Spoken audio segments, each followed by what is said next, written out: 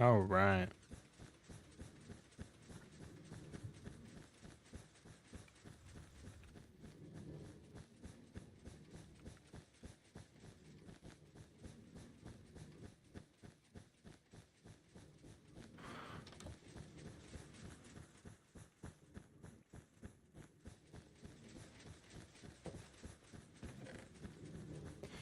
Brother.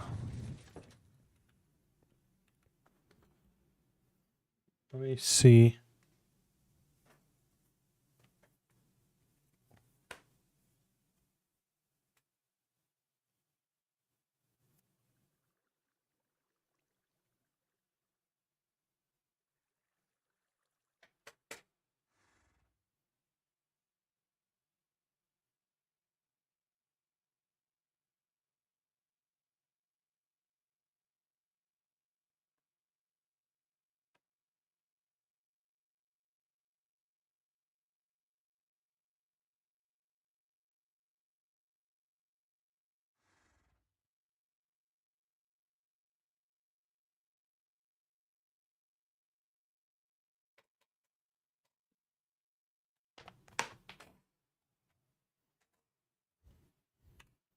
All right, I need to announce my stream on here.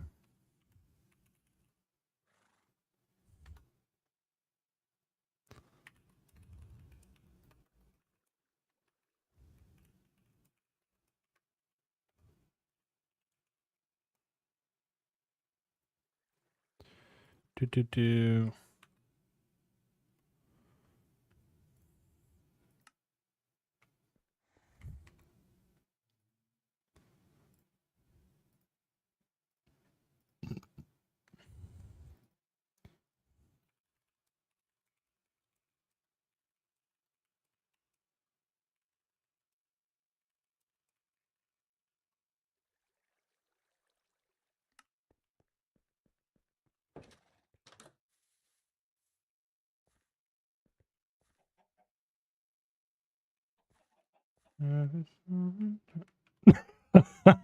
Who did that? Who did that? All right, which one of these fools wrote sex on the map? Oh, what's up, Ruth? That was a good time for you to join. This was not me. This is one of my friends. They wrote sex on the map. I don't know who it was. But when I find you, when I catch you.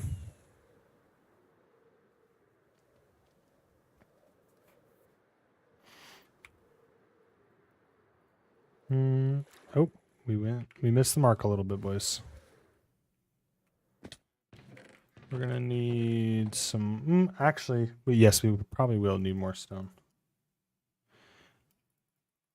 Also, what does the stream title say for you, Ruth? Because last time it didn't stick for Matt, but I'm wondering. And does it say I'm playing Minecraft?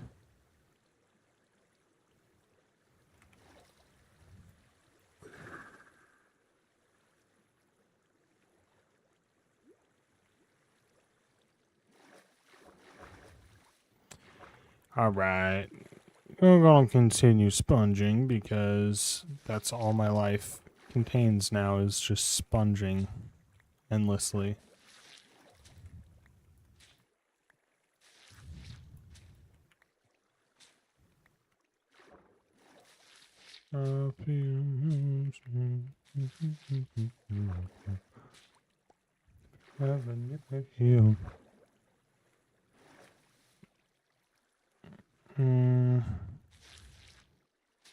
I should make a graphic for my stream that says like for my normal stream that kind of sits below my maybe in the bottom right of my stream for like Twitch that says like has like this is basically the same graphic I have for the other ones, or where it has like Twitch, YouTube, TikTok, and then the @ but that on my Twitch ones, but for YouTube and TikTok.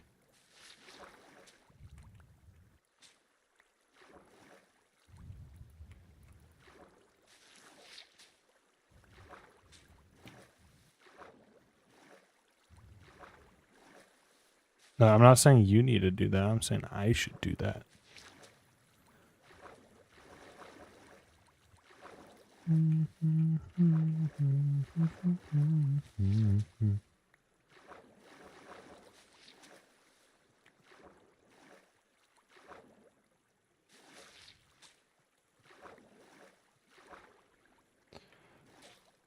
Bro, TikTok's giving me recommendations. Says encourage your viewers to share your live and invite more friends.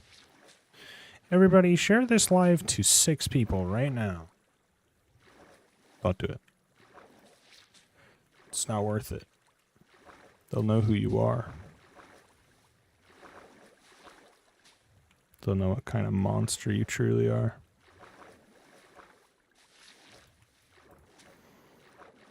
You're somebody who watches people place sponges on a wall forever. Did I pick? No, I did not pick that up. We've already lost a sponge today. And that's not good. No, you weren't supposed to share the live, Ruth. You weren't supposed to share the live. TikTok snitched on you.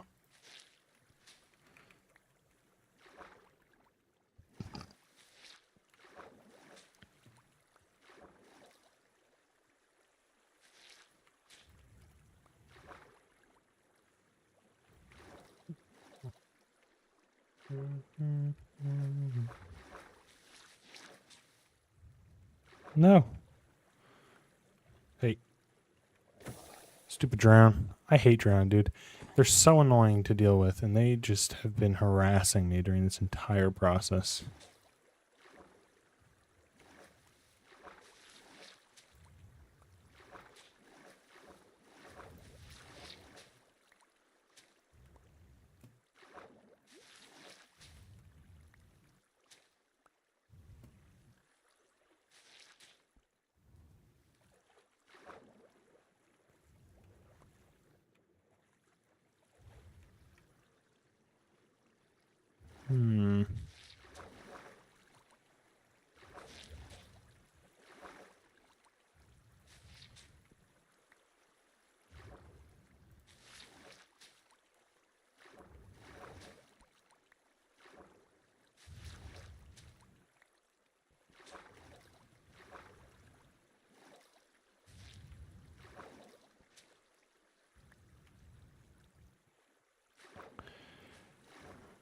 Bruh. Okay, there we go. No, my sponge. My precious sponge. My other sponge. And then there's still one more.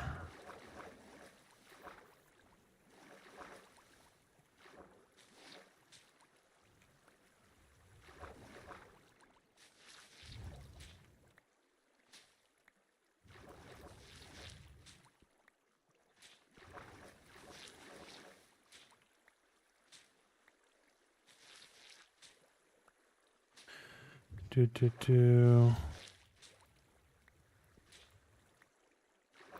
I'm just excited to get this, to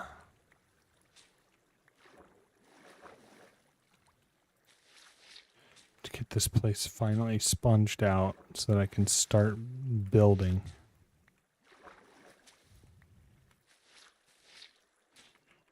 Because as much as I love doing mindless menial tasks for hours, I would like some creative output here.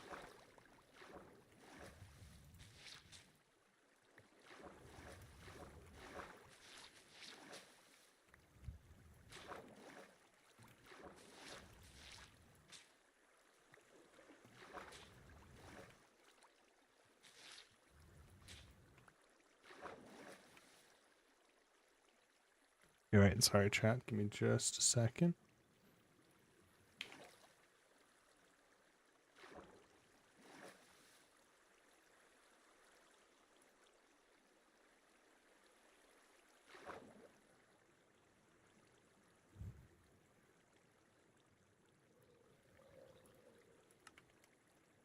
There's drown. They're coming for me.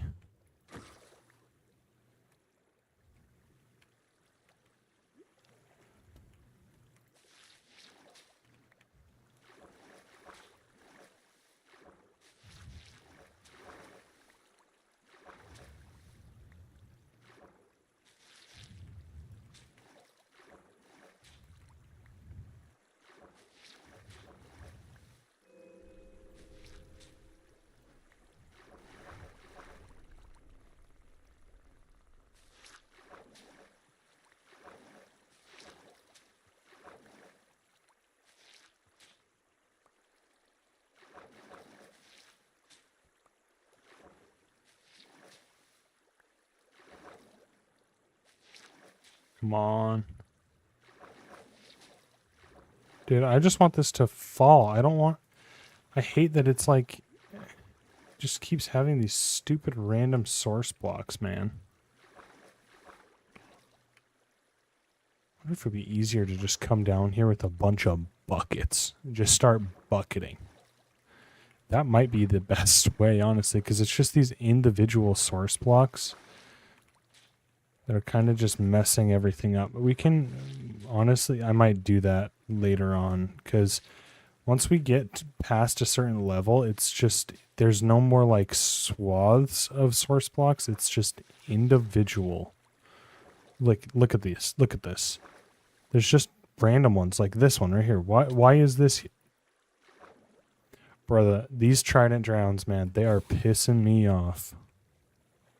Give me your trident. I'm actually kind of glad he didn't give it to me. I have way too many tridents.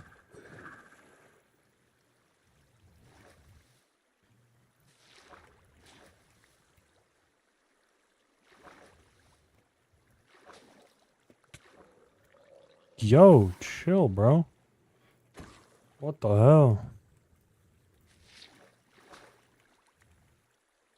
The song done right fear moves me. Weenus, bro. How dare you make me say weenus? How dare you? I don't want to say weenus. Got him. I'm going to end my stream. I am raging. Look at this, salmon. Look at how much... Oh, wait, let me put on my elytra. Look at this dome. It is going. It's going.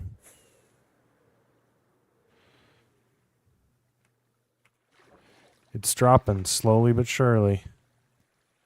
Report it. Come on, man, please. Don't report me. All I said, I was just reading chat. It's not my fault that chat made me say weenus. Or crap. What's going in the dome? You're going in the dome. This is your prison.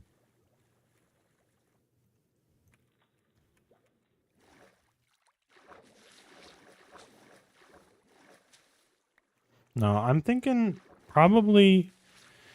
Honestly, my biggest or my leading idea right now is like an Atlantis style kind of city. You know, in its an Atlantis style city was once, you know, under the water, kind of found, and then they built a dome around it. That's pretty cool, right? Build a dome around it. And like revitalizing it. So I'll have like sections of the city that are still like run down and like covered in moss and everything, and then I'll have other parts of the city that are like pristine and like being refurbished, I guess. You know, and I'll make those out of like I'll make those out of things like you know, your shiny blocks, your quartz, your gold, some concrete, probably. You know, that kind of vibe.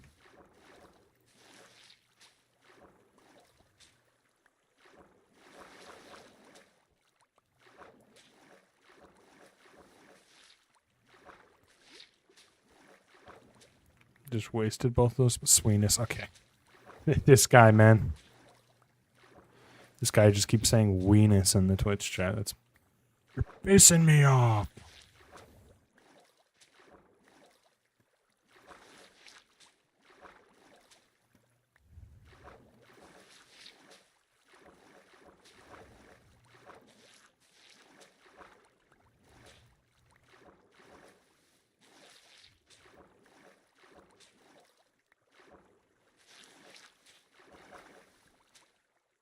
I really want my channel points to do something.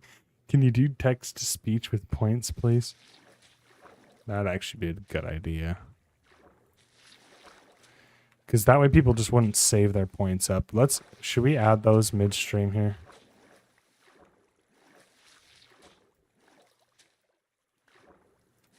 Let me finish this, all my sponges. I won't abuse it, I swear. I'm not sure I trust you. If you say anything that can get me reported, you're banned. All right? You get all of your channel points revoked.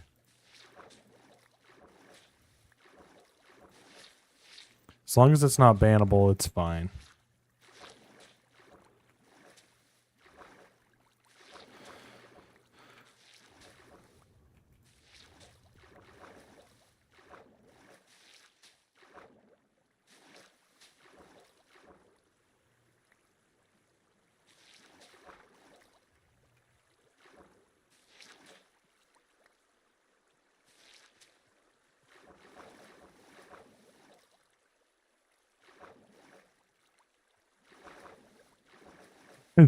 I can. Ammon, you can't use those in the normal text chat because people are gonna find out about it. You have to keep it a secret.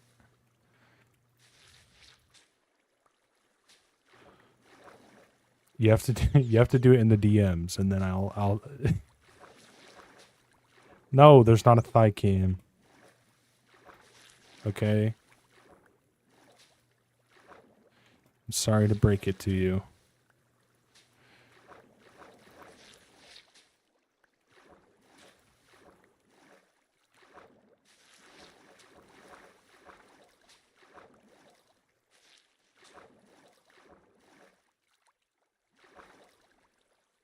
I'm gonna break my elytra. Need to go to the Guardian. Okay, at Bro Corcher thigh cam. No, that's not gonna work either. That's not a private DM. That you just put at Bro Corcher in front of it. That's hilarious. That was a DM? Oh, crap. Apparently my Twitch chat shows me DMs. Was not aware. That's my bad.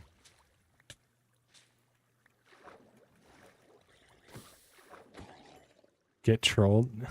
No, I don't know what's true.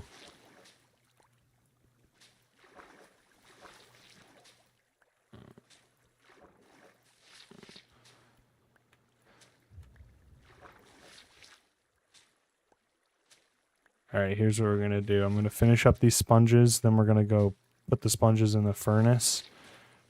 We're going to let chat stare at the picture of Chris's feet in Matt's sewer house. And then we're going to and then I'm going to put the TTS on for the channel points. There's a stupid drown with the trident.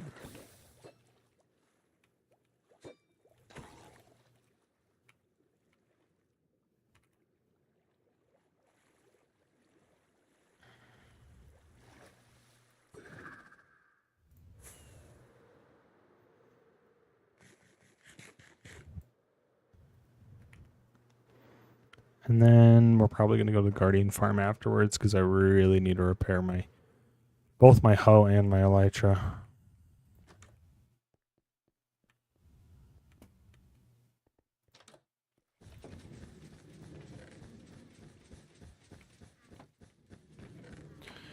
Okay. I'm mainly going over to the picture of Chris's feet, so A, you guys have something to look at, and B, I don't have to listen to the furnace going.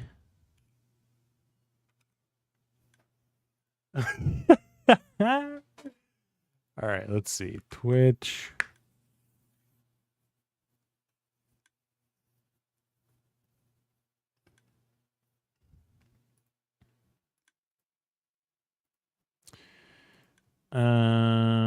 Okay, creator dashboard. I think this is where you do it. Let's see. Community? No. Streaming? No.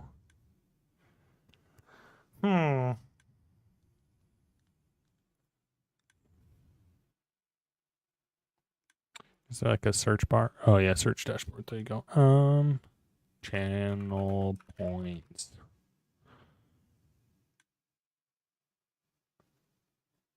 Okay, I'm in a deadlock game. I'll be back. Okay, I'll get your channel points going.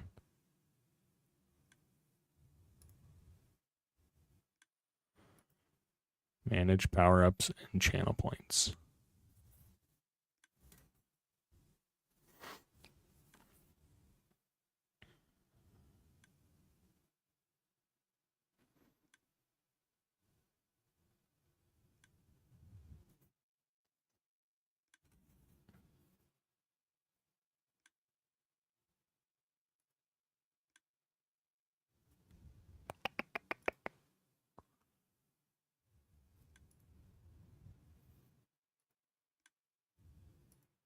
Brother, what is ticking right now?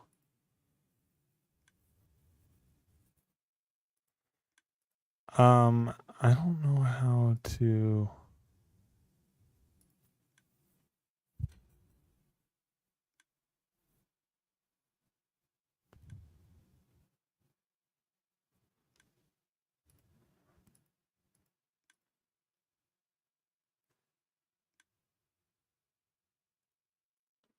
Add a custom reward.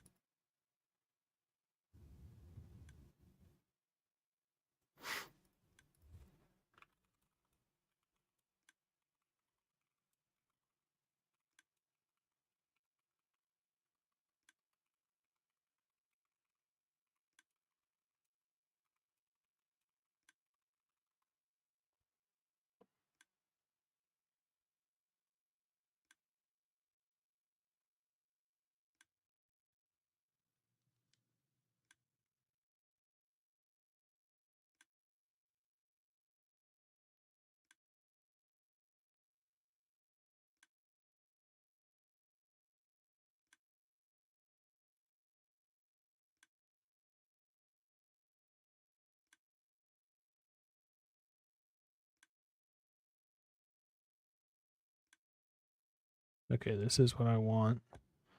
So we'll say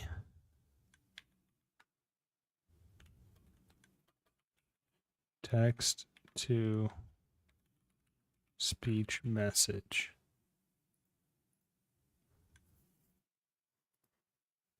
How much should this cut? We're going to make this expensive. It's going to be like 1,000 channel points. And if we start getting spammed with it, we're gonna up it. Okay.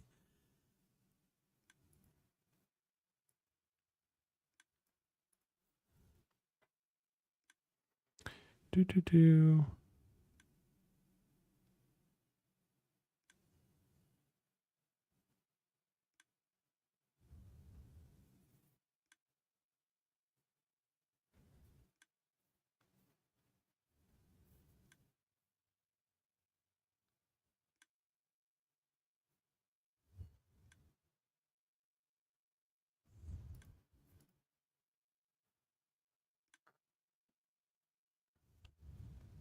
Time between redemption.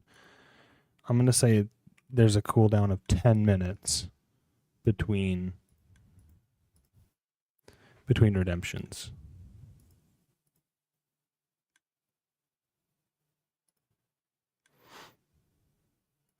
And then we'll create that.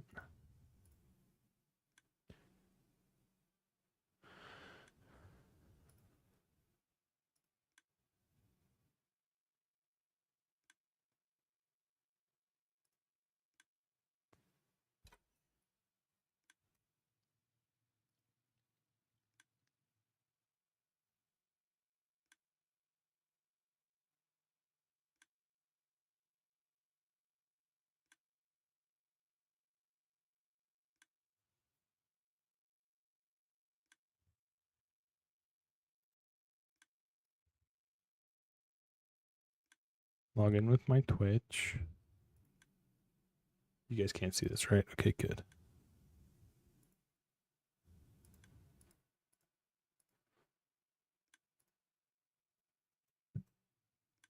Navigate to my alerts. Click on channel points. Select add alert. This opens a drop-down menu with rewards types. Add alert, text to speech.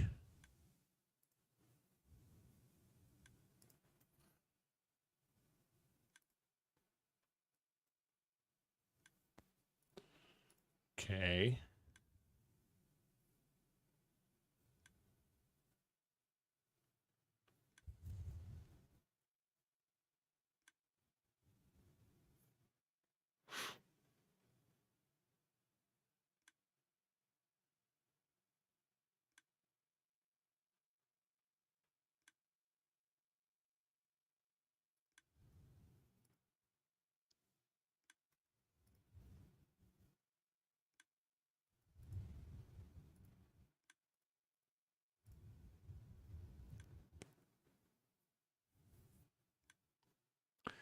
Oh, okay.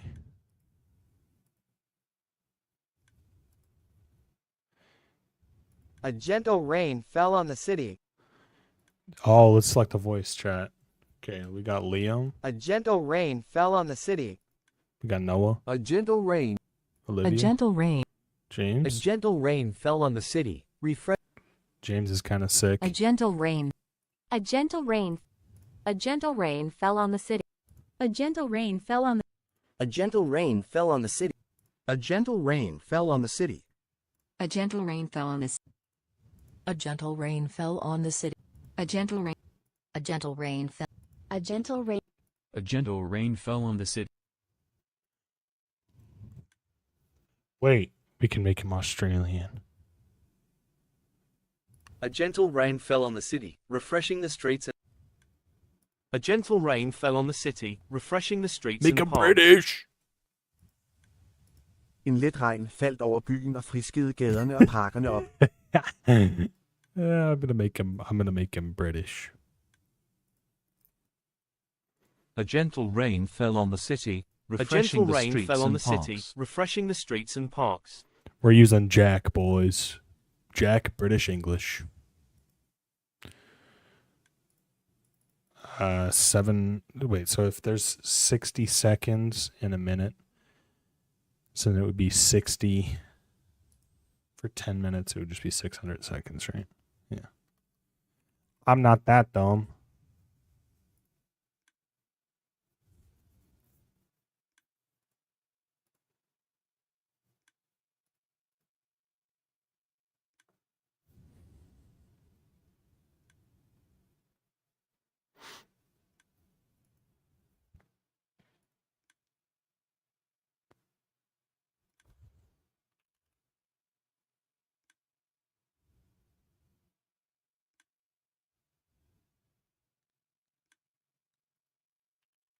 I want a silly fish gift, chat.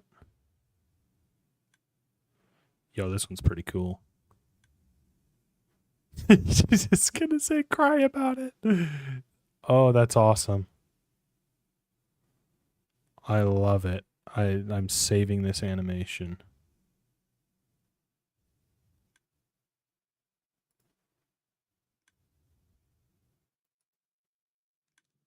Let's go. That is awesome. Huh. Okay, now how do I do it?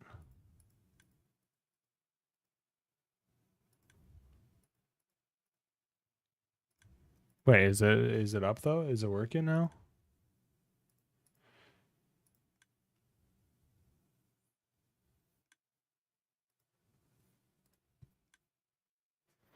It's like if I go to here.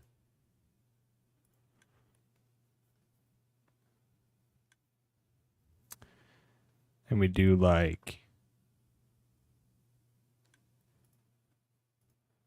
channel points, text to speech.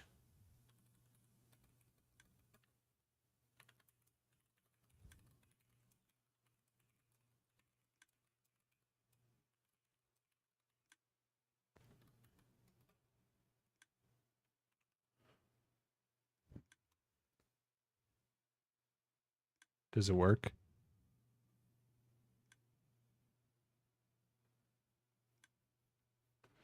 Chat didn't work.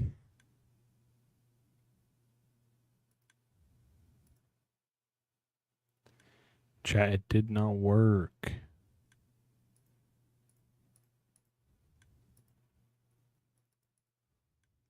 Right? But now that message is in my chat. But now that message is in my chat. I know there's an echo. Oh no. I know there's an echo. Oh no. I know there's an echo. Oh no. I know there's an echo. Oh no. Chat didn't work.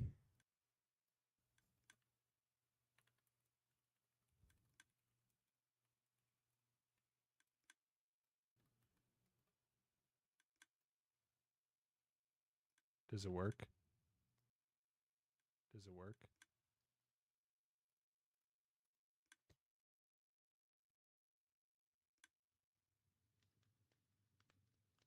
Okay, wait. Maybe I didn't set it up properly. Maybe.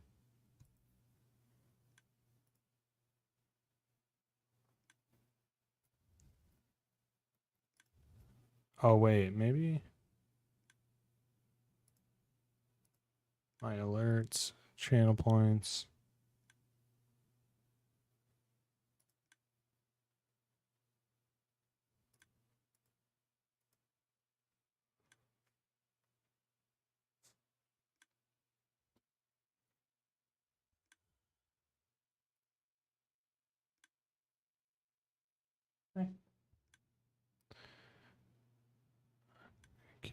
Could you turn the AC down a little bit?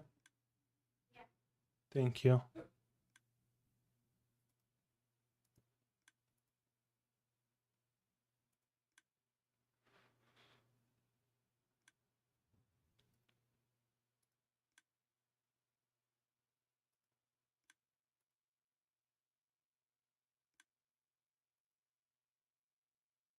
I'm a silly little goose and I shart the bed every night 030. Well, that's just silly. Okay, but okay, it says my browser source was offline.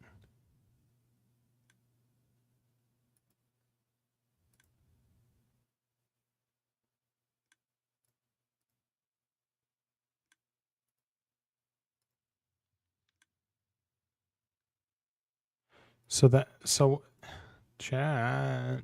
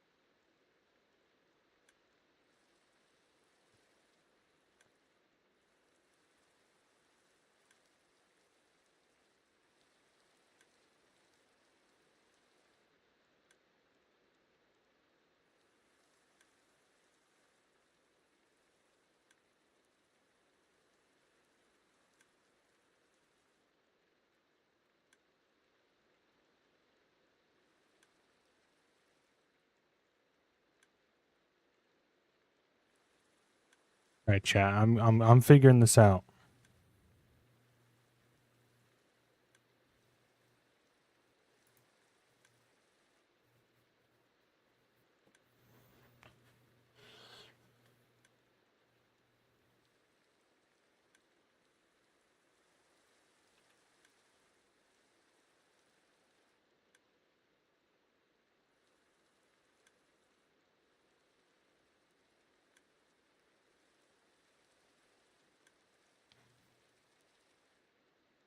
We're gonna figure this out, chat.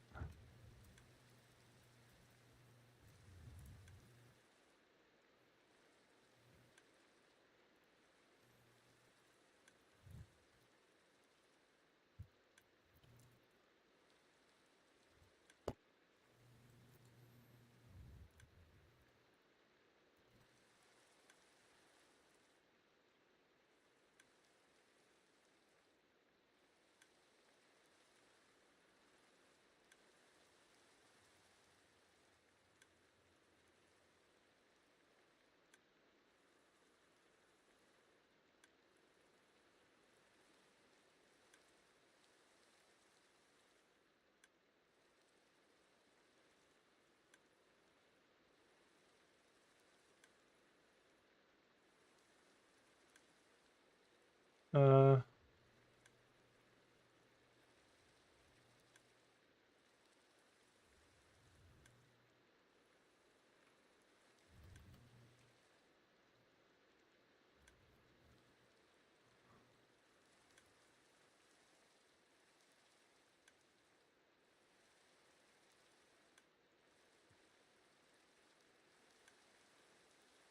what? Chat, I'm not sure how to do this.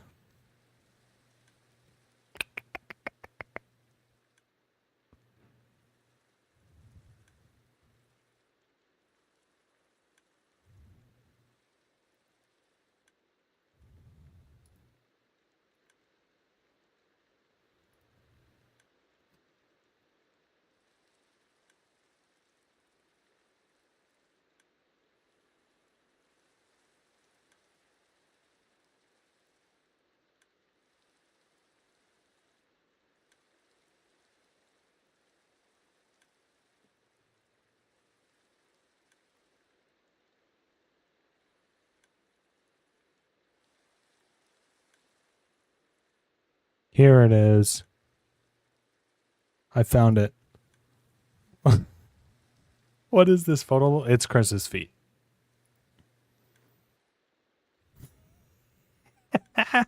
New browser search feature seats. Okay, so I need to create a browser. I know that. Yeah, I know. I'm trying to set something up because Ammon was getting mad at me about my lack of channel point redemption stuff. Don't redeem the TTS. It's not set up yet. So I'm setting up some TTS for channel point redemptions. Is 1,000 channel points not enough, or is it too much?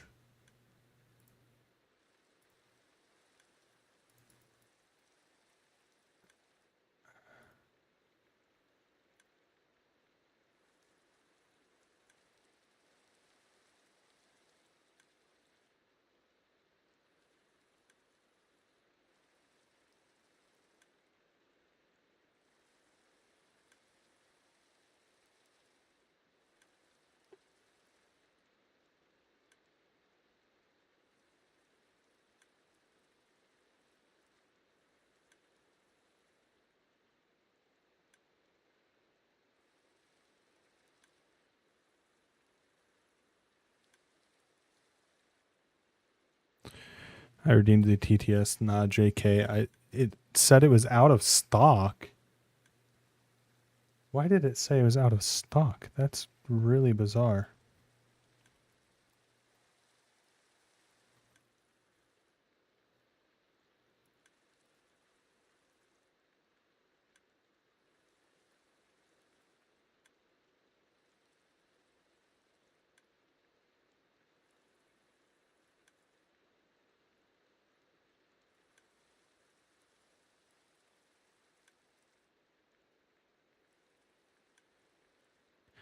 Wait, it said it was out of stock? That's really weird.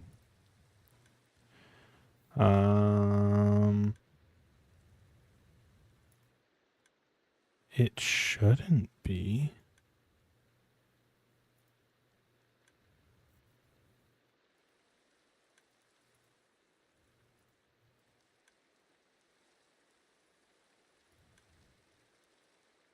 Wait, that's so bizarre.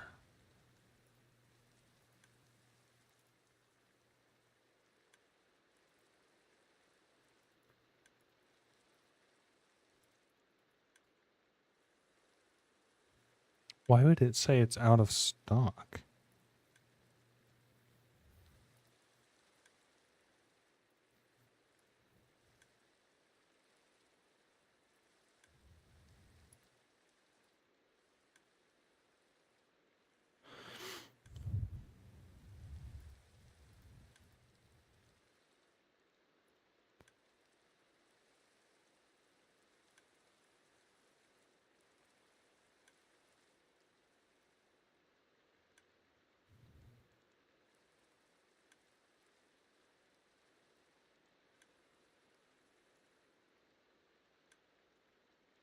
Okay, it should be good now.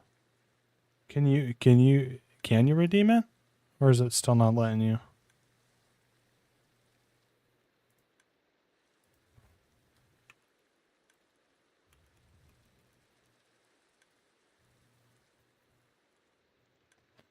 Oh, oh, that was so loud.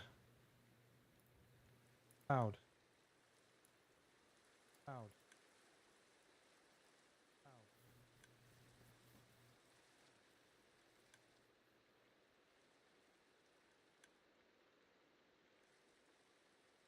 Okay, it should be good now. Can you redeem it?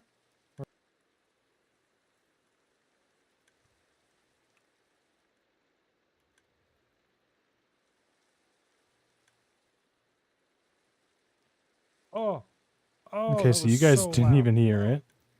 Okay, so you guys didn't even hear it.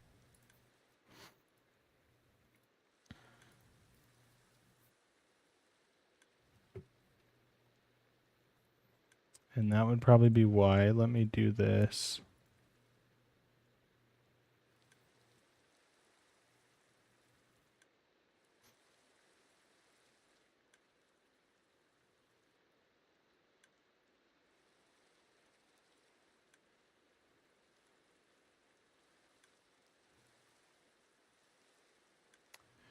All right, we're almost there, chat. We'll almost get back to the Minecraft.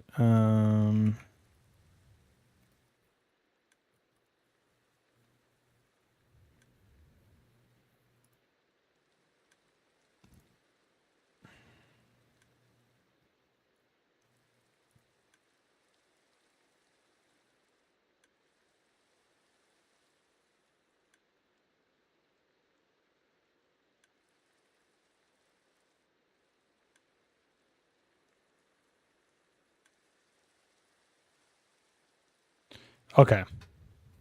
What about now? Is it still saying out of stock? I turned that off, so maybe it'll work now?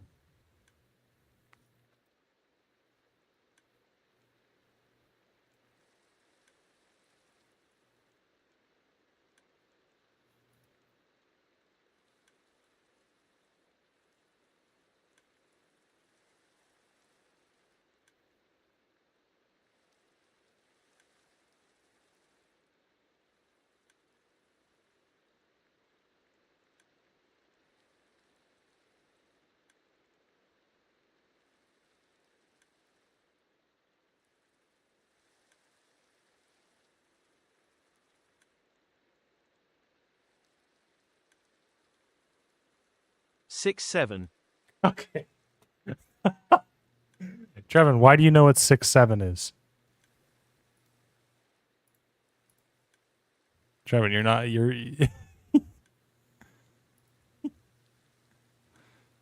Can I clip it?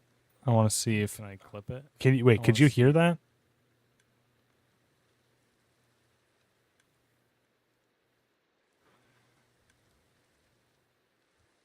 Yeah, you could. Okay, cool.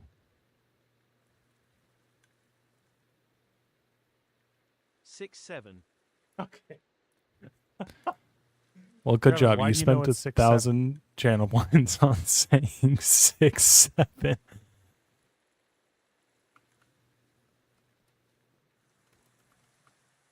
We actually need to go grab our sponges before we leave here. Ugh. I like it when it rains normally, but the rain is kind of annoying right now. Turn off the carpet duper. I don't really know what it is, just that it is a thing that is said incessantly. Yes, it is. It really doesn't mean much.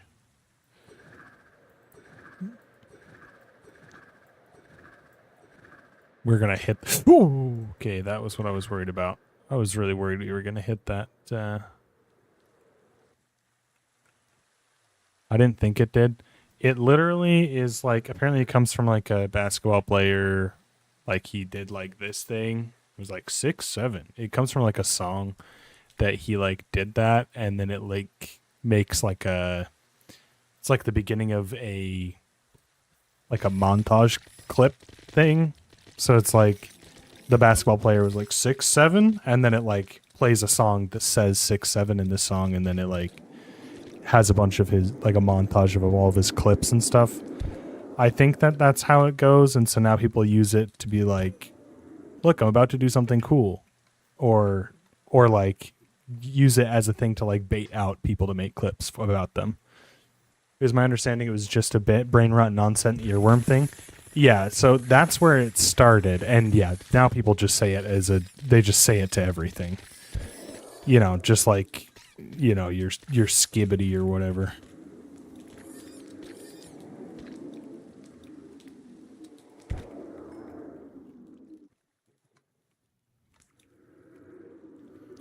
Thank you, Guardian Farm. I needed that. I needed to repair my tools, and now we continue to sponge for the rest of our entire lives. Ballerina Copacina. Yes, exactly. Now, Italian brain rot is peak, though. Italian brain rot is on a different level. I love Italian brain rot.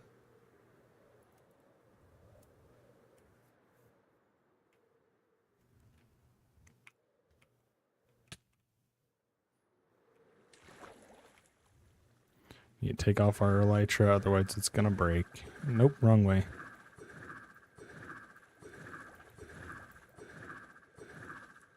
This one.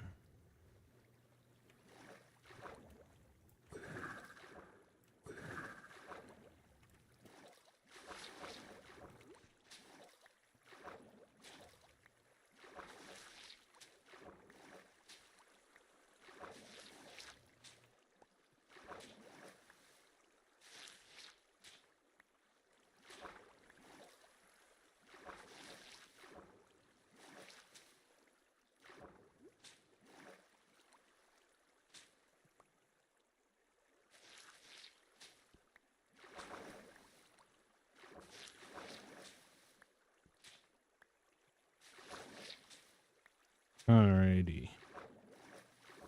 Tralalero tralala. Goodness. It's just Italian brain rot now.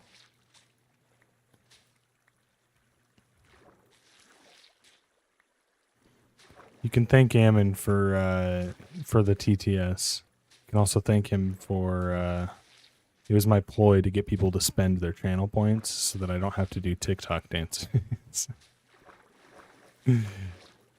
Or not TikTok, Fortnite dances.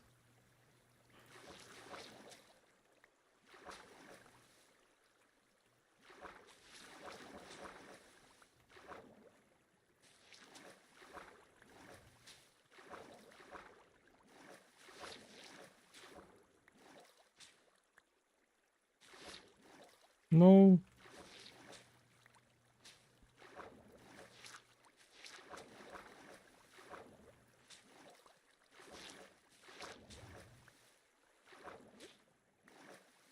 Thanks Salmon of the time to slay. My gosh, I'm lagging.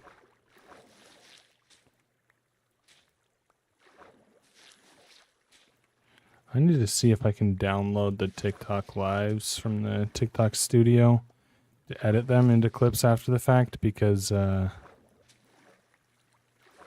if so, I need to stop streaming the vertical format to YouTube because it's just extra processing power on my PC. But we'll see. No more talk of TTK, only time to slay. I'm going to assume you meant TTS. Which I agree.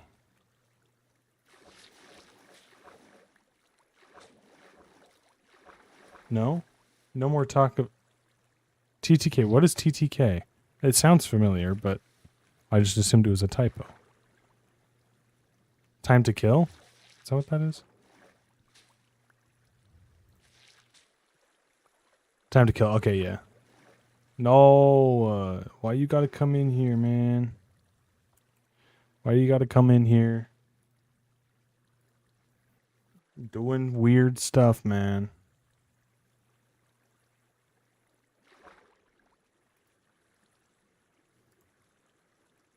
Because now I gotta go up and ban you.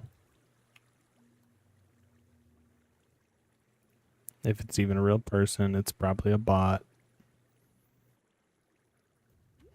I don't have my thing up, so now I have to pull it up so that I can go in here, and then I can go in here, and then I can ban you.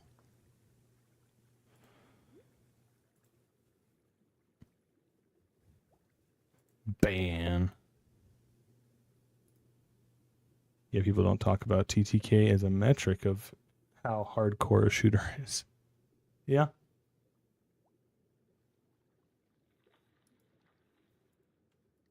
That makes sense.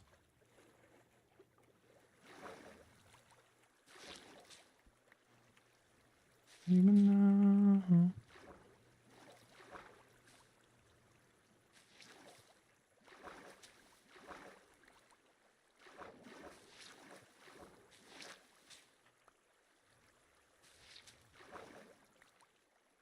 Okay.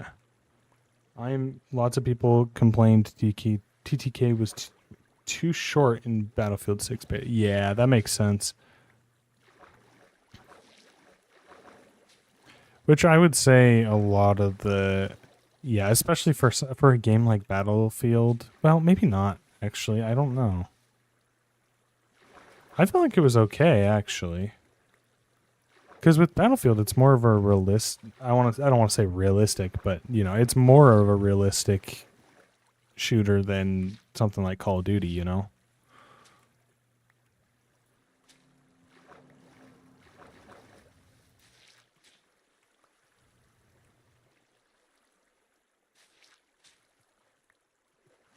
I love the TTK where it was at. Yeah, that's kind of what I was thinking. Because I'm like, because at first I was like, oh, I can see that, but then I was like, at the same time, with how Battlefield plays, I feel like with a higher TTK, it would kind of pull you out of that immersion and realism, where it's like, yeah, you can eat a few shots, but you really are not, you know, you're gonna need some sort of healing or lots of time to heal up before you can get back in the fight after a few bullets, you know. Because like I feel like with a lot of the Call of Duty games, I don't know about Battlefield 6 as much because I just haven't played it a lot, but like even in Warzone, I feel like it is a little too long sometimes, but at the same time, I don't know. It's one of those things that's very hard to balance because you can also kill people in less than a magazine, so I don't know.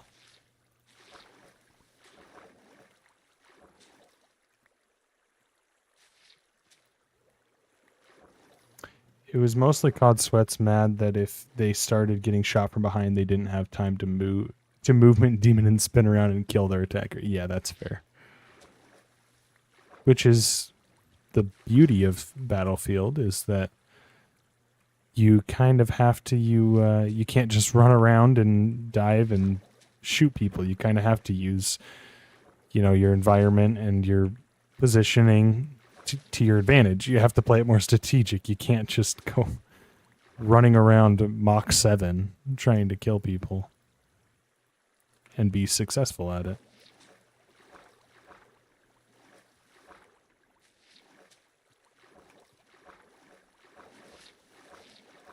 That's why the Call of Duty and Battlefield are different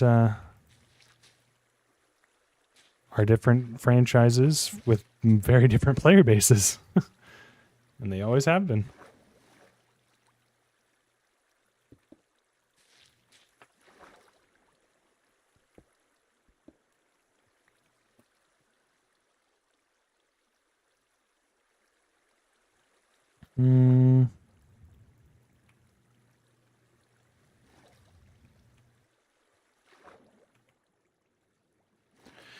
Man, this dome, man, it is taking a long time.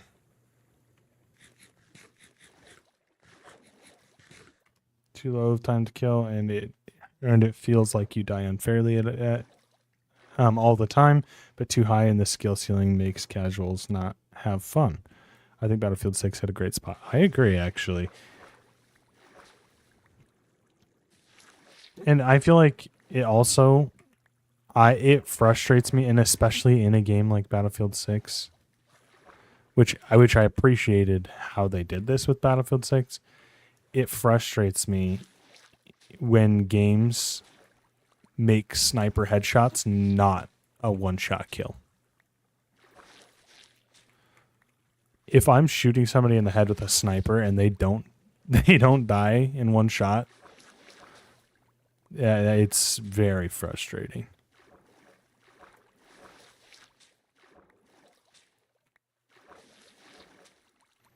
Because then it makes it like, it feels like snipers don't really have a place in the game when it's like that, especially in a game like, Call of Duty, which Call of Duty usually does a decent job at that. But there has been, there's certain snipers in, Warzone right now that don't have a one-shot headshot, which is so annoying.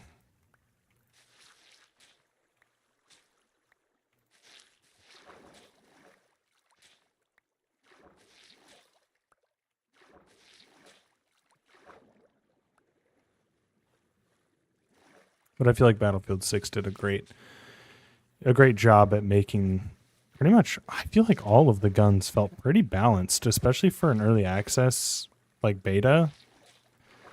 It felt very surprisingly balanced. I feel like none of the weapon classes were too tuned,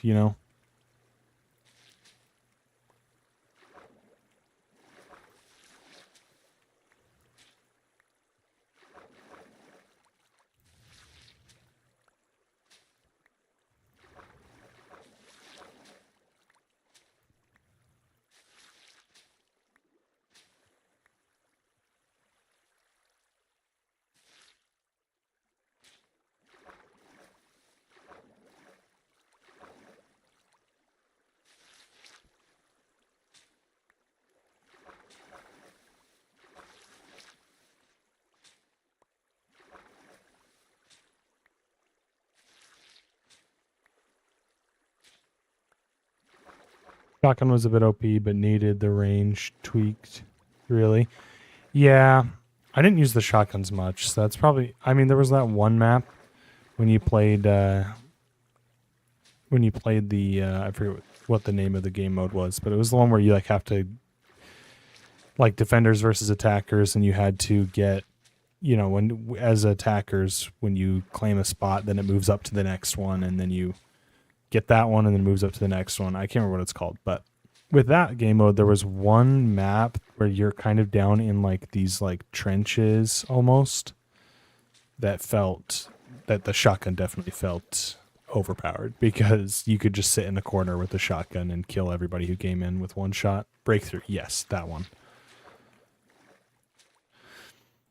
Aside from that map, I didn't really use the shotguns a lot. I'd say I actually used snipers the majority of the time in the Battlefield 6 beta.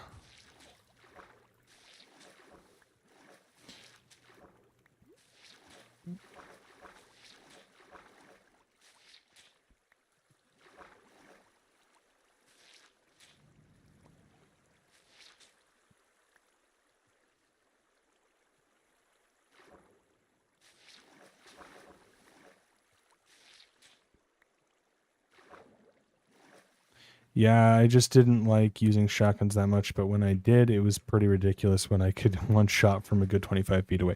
Yeah, that's true. Let's hope that they do tune those down a bit in the real game. Because I think a shotgun one-shotting at, 5 feet is plenty fair. Now, if it's a shotgun with an incredibly fast fire rate, maybe not. Sometimes, anyway, it wasn't super consistent at that range, but it happened. Yeah. If you can, if there's an automatic shotgun, I don't think it should be one-shotting really ever. Just especially because if you have 5 people that run into a room and you can just clear them all out before they even see you, feels a little ridiculous, but with a a pump shotgun, where you only have 5 rounds in the in the gun at a time, I don't see why that wouldn't be able to have, really high damage. Totally breach a room with that sucker and down some guys. Sorry, let me get. Where am I? There we go. Breach a room with that sucker and down some guys. If you are out in a street or in a field, you should feel like that thing's useless. Yes, exactly. Because, I don't know. It's just a little, and to be fair, I don't like it when any game's shotguns are too overtuned. Like, you know what I mean. I feel like that was a big, whoops. I feel like that was a big problem in the finals for a long time, was that the shotguns were really overpowered.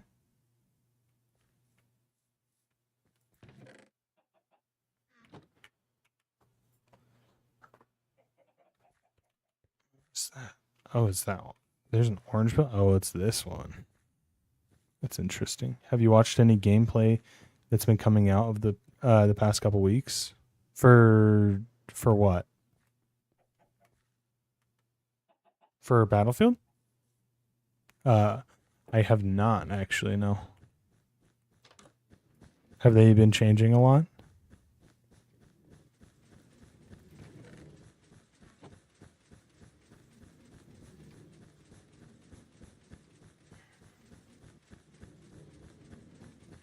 Well, we should turn on some Minecraft music.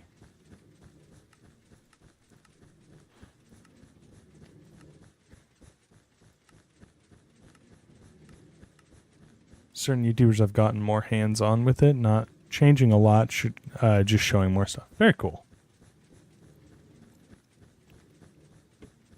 That's pretty cool.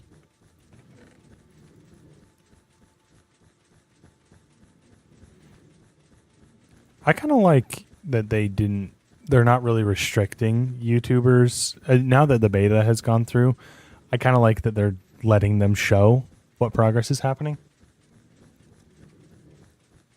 Because I feel like a lot of the time before full releases, you have games that are kind of restricted through NDAs and you're not really allowed to share anything.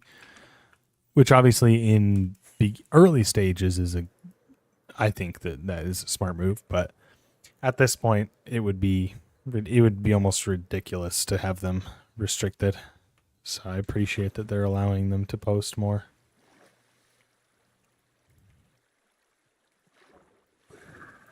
Like a tool, you chuck at a wall, it attaches, drills through, and spits a flashbang into the room on the other side so you can breach it. That's pretty cool.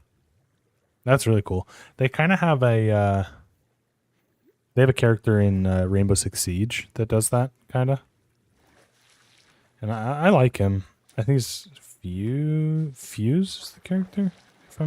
I could be wrong. But no, I think it's a really good a tool like that would be a really good addition to Battlefield. Kind of have a little deterrent against people camping.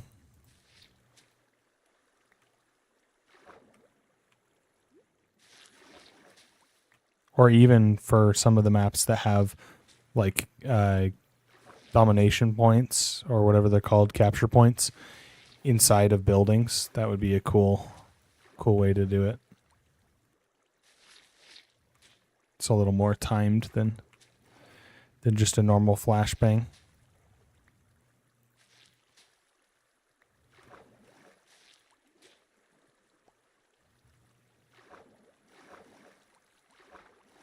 The tool that's a combat ladder you can either place to climb up onto stuff or put horizontal to bridge a gap. That's cool. That's really cool. I like that a lot.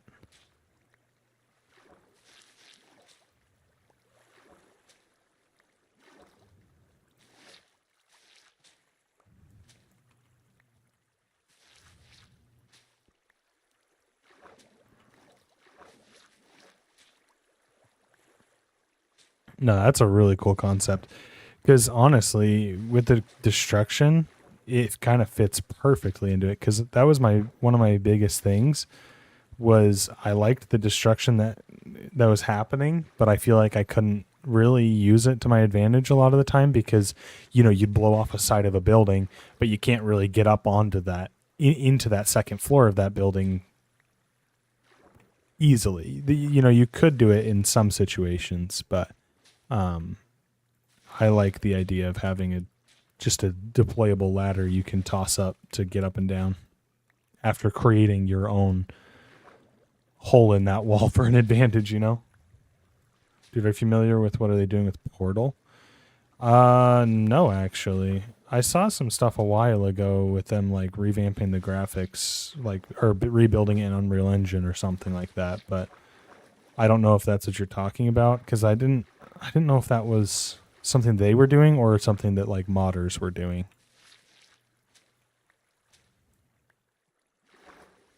Battlefield 6 Portal. It's a feature? Wait, what? I don't know what you're talking about.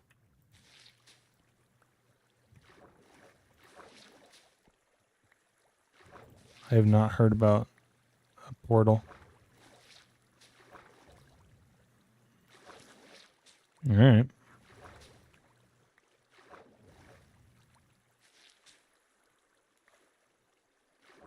Forge and Halo. Yeah.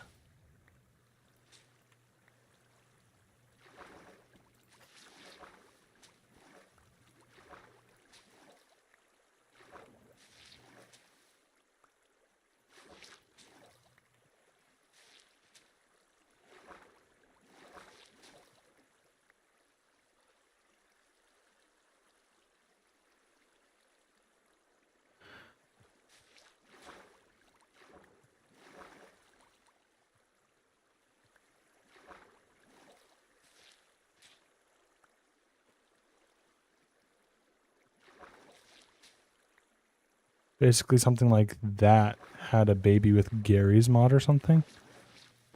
What the heck?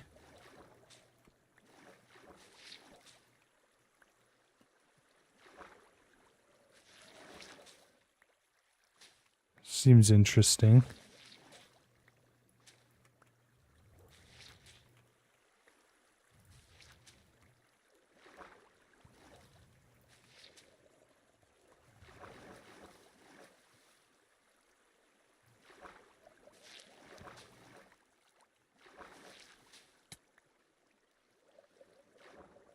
I'd be curious to see if I'm thinking of this correctly, I feel like that does not fit as well inside of a Battlefield game as something like Halo, but I could be completely wrong or just completely mispicturing what's actually happening.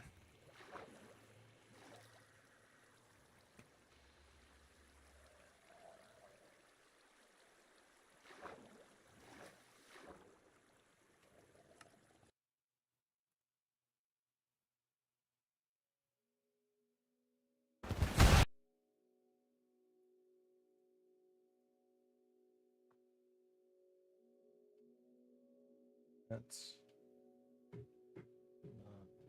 okay.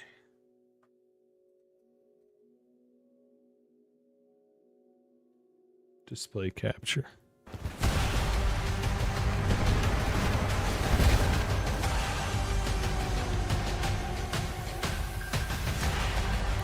Oh, very cool.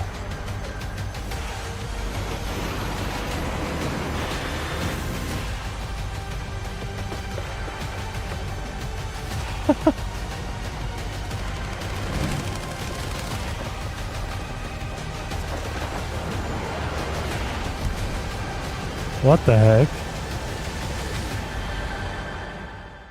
Wait, so that we'll be able to create like just straight up. No, that's sick. We'll be able to create just like maps that are playable. And so you could totally have like a custom like crazy map edition game type editor deal. Create super custom experiences. Every creator can also have their own dedicated server to run on. That's so cool, because it's like, yeah, now that I think about it more, I'm like having like a dedicated thing that you can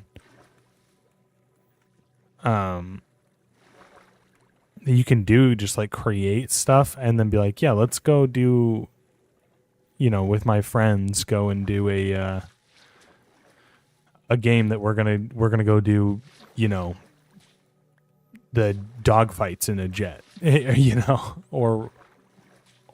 I'm kind of thinking, with the vehicles, you could build out maps like you did in Forge with the, vehicle parkour maps and stuff. Like, that would be super sick, actually. I just am thinking about Halo 3 with the Halo 3. There was that one map with the four-wheeler things. I can't remember what the name of the map was. It was like, I want to say it was Hell's something or other. But it was like a course that you had to like drive down. There's a giant ramp, jump over a bunch of like turnbacks and stuff, and it was really hard. And I spent so much time trying to do it, and I think I only ever completed it like 3 times. But I played it. I played that map so much. They had race maps, yeah. Yeah, there's a very specific one I'm thinking of that was so fun. Like, that is a distinct part of my childhood in Halo 3.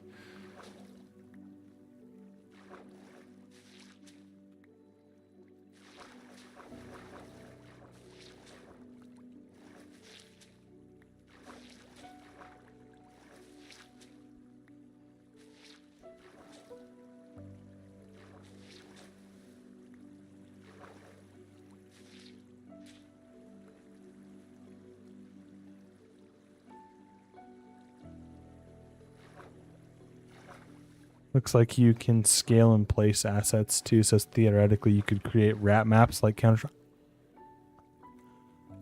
Yo, I hope that you can create some, that would be so sick.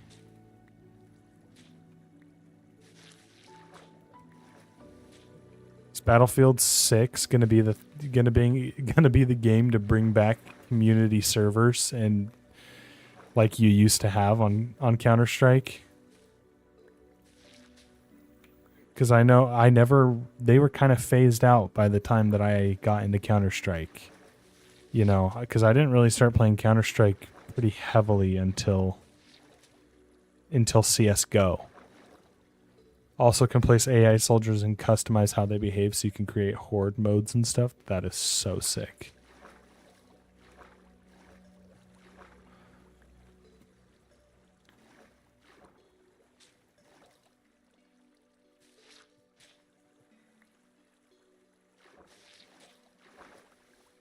That's so sick.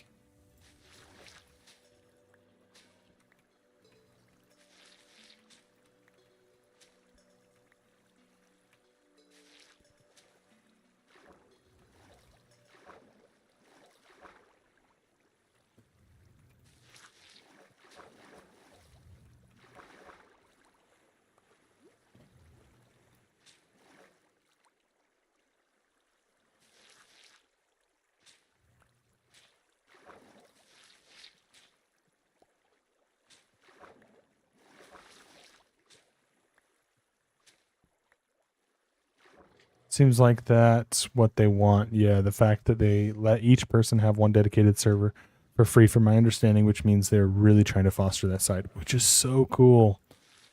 Because I really hope that you get these, these styles or these servers that it's like, yeah, this is the one that the community knows is the one to go to for rap map games, or, or a select few of them. You have these content creators or somebody that sets up these servers to foster that specific thing, because that would be so fun.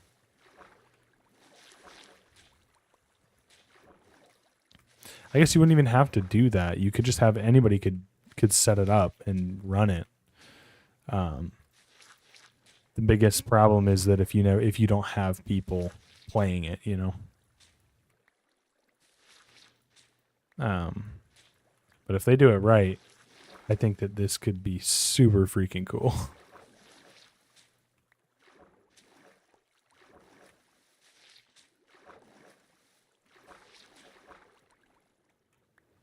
Also, they said for certain certified experiences, you get 100% up gain playing, or XP gain playing them. For everything else, you get XP gain based on the time you play them. Very cool.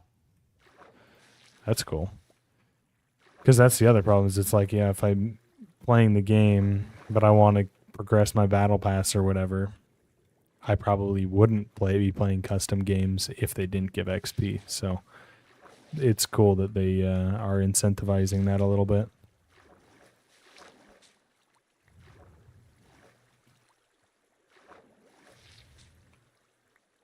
Or not necessarily incentivizing it, but making it so that you're not incentivized to not play them,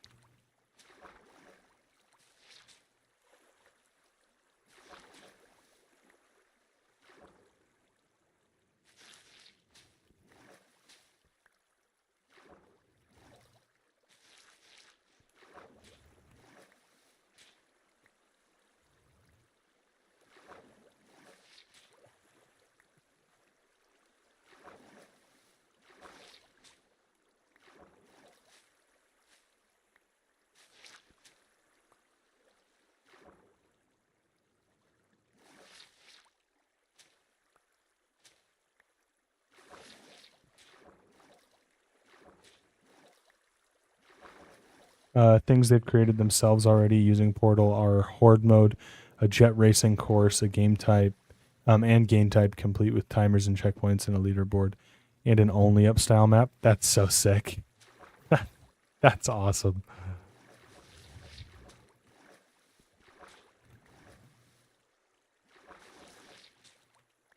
I am very much...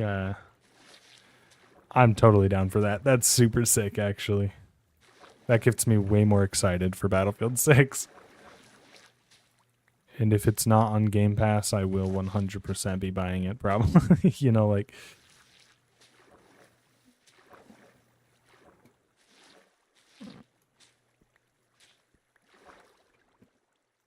can even customize the HUD for your creation. It's really has so much stinking potential. That is awesome. I'm really glad that they are actually...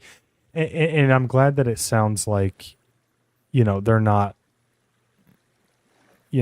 kind of halfway doing this. I like that they are actually like, yeah, if we're gonna commit to this, we're gonna make it fully usable and just like we're gonna fully flush it out so that you can do whatever you want, because I think that is awesome. I think that's a really cool way to go, because obviously you have games like Fortnite, that have similar tools that are out there right now, but yeah, it won't be on Game Pass at the start. Will be in a year or two probably, but not at launch. Okay, yeah, then I'll probably end up getting it.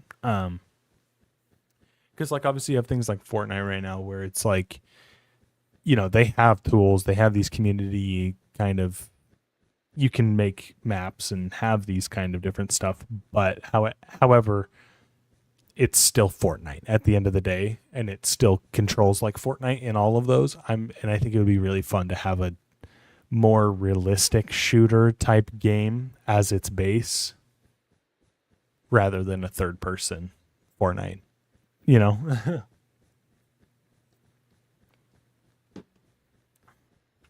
I don't know. That's really cool. I'm really excited for it now. I mean, I've been excited for it without this too, but I've kind of been, am I going to buy it at launch? Am I not? Kind of back and forth, but no, yeah, that's really cool. Yep, it uses an open source editing tool too, so it's pretty open-ended. I think it's focused more towards people that put in effort, less for people casually tinkering around, which is okay. I'm actually fine with that. Because even with games that make it easy to create maps and stuff, I've never been into that. That's never been my style, you know. But I do enjoy playing custom maps a lot. Not that I wouldn't be able to, you know, I wouldn't be interested in building maps and stuff. I just don't usually have the time. I say as I'm building this giant dome in Minecraft. Yeah, I don't have time for stuff like that. Let me just spend all my time sponging out water out of a giant dome in the ocean.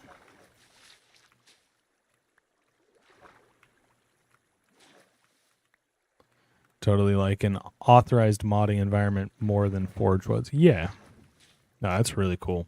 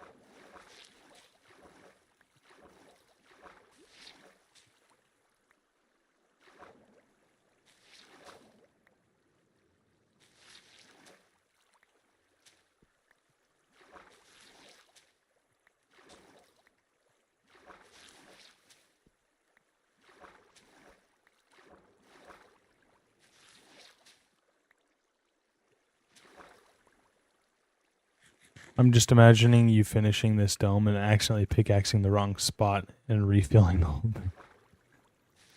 Oh my gosh, it would be so annoying if that's how Minecraft water worked. Oh, that would be so frustrating. Thank goodness. Thank goodness Minecraft water does not work like that. It would be... That would be so frustrating. Luckily, it works based off of source blocks. So that's why this is all kind of falling down right here, is because the source blocks are up here. This is a source block, for instance.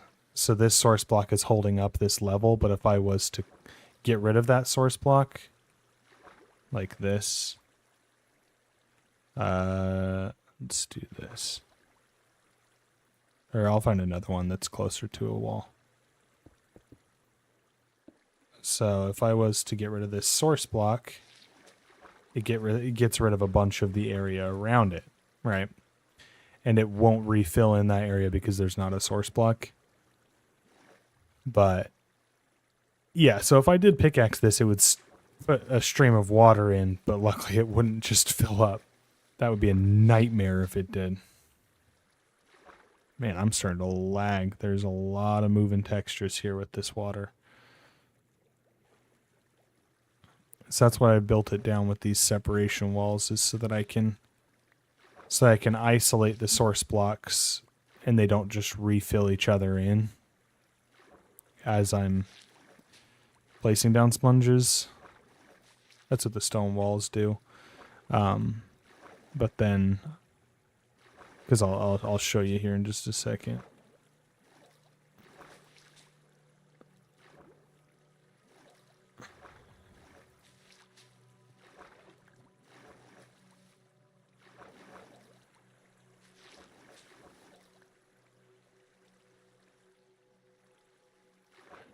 Get this one real quick.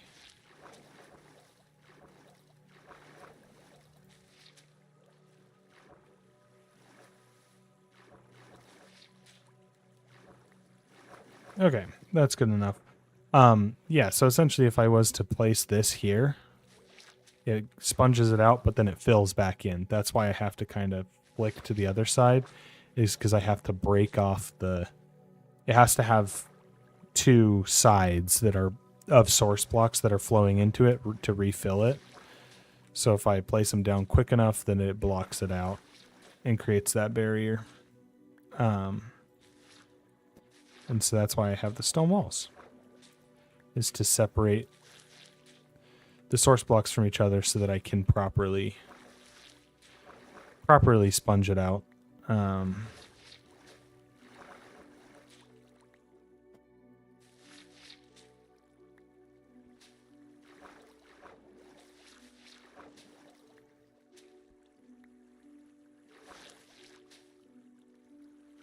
Hey, come back.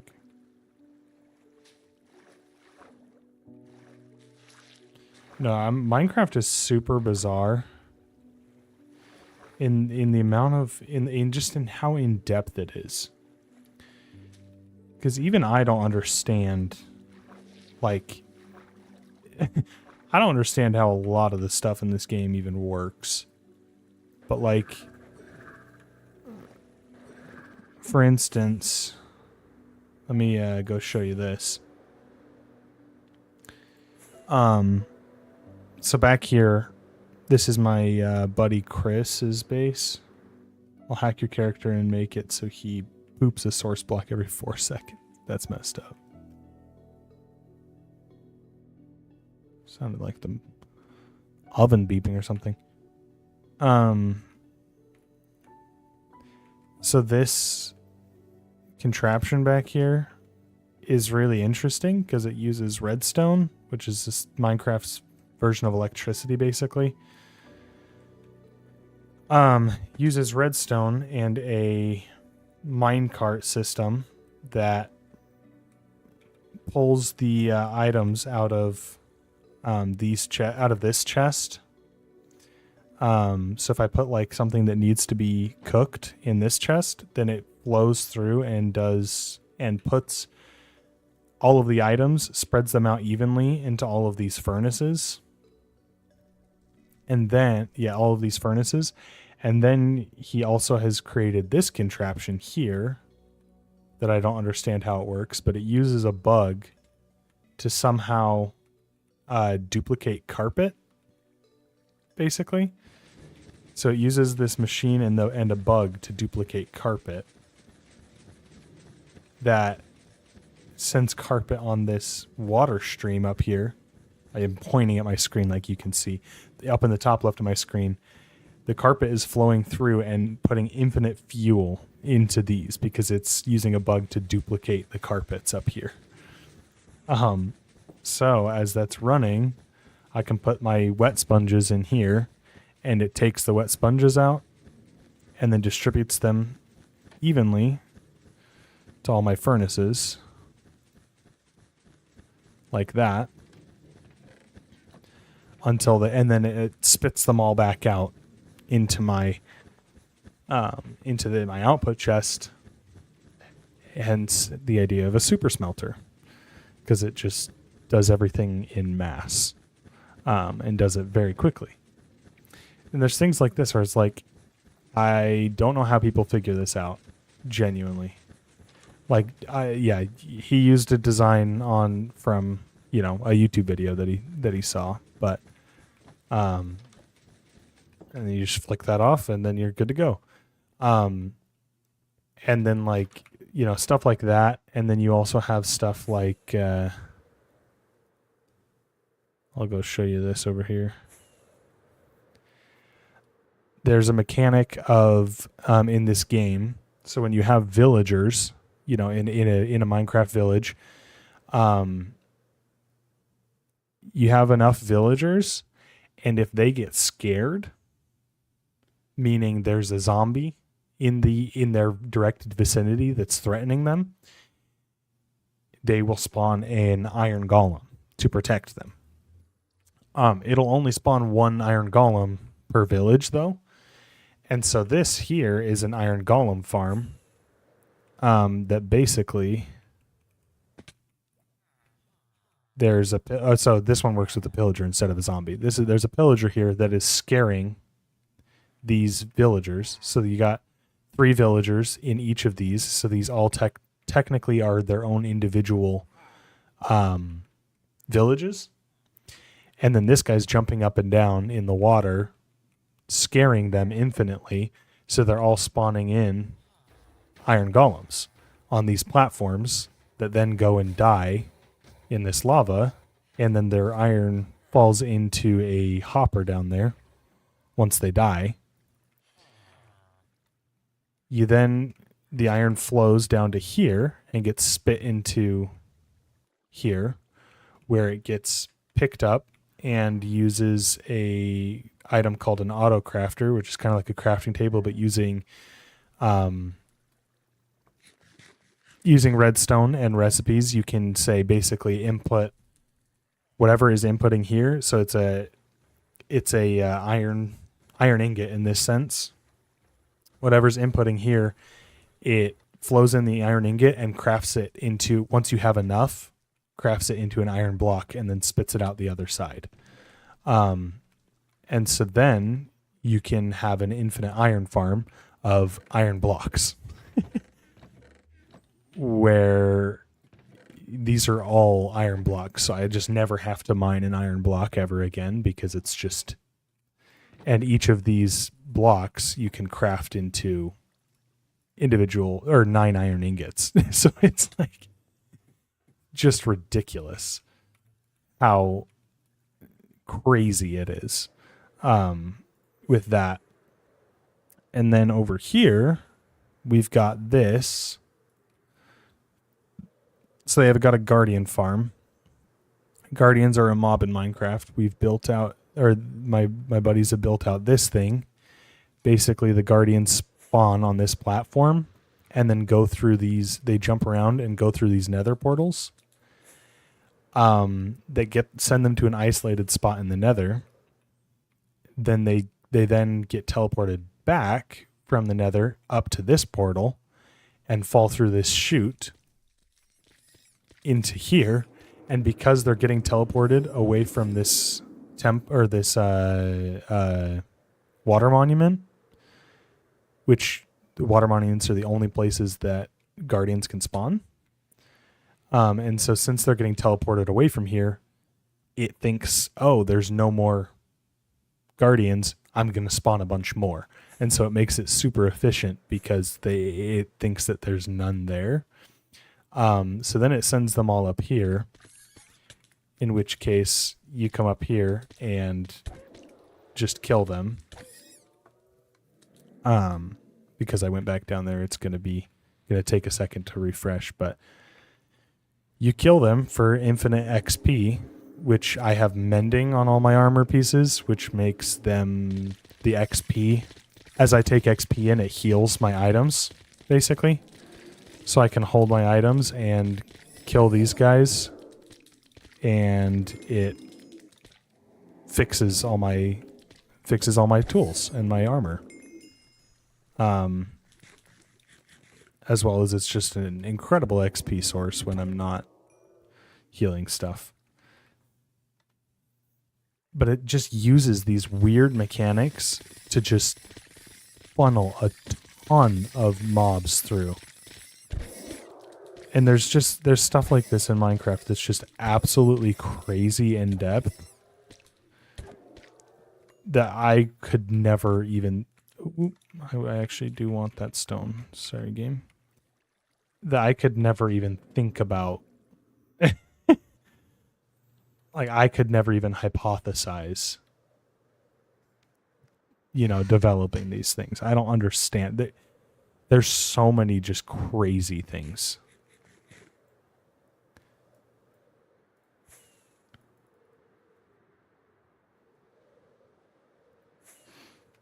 Oh crap, am I almost out of rockets? That's not good. The creeper farm is up at the, up near the guardian farm, so I should have gotten more while I was up there. Crap. Yeah, I'm out. I'm gonna have to take the nether portal.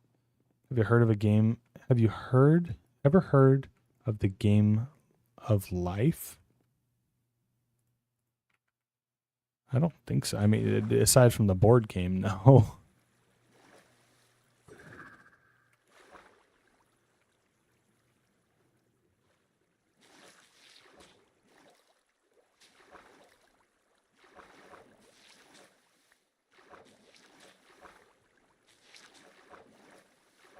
I'm assuming that's not what you're talking about.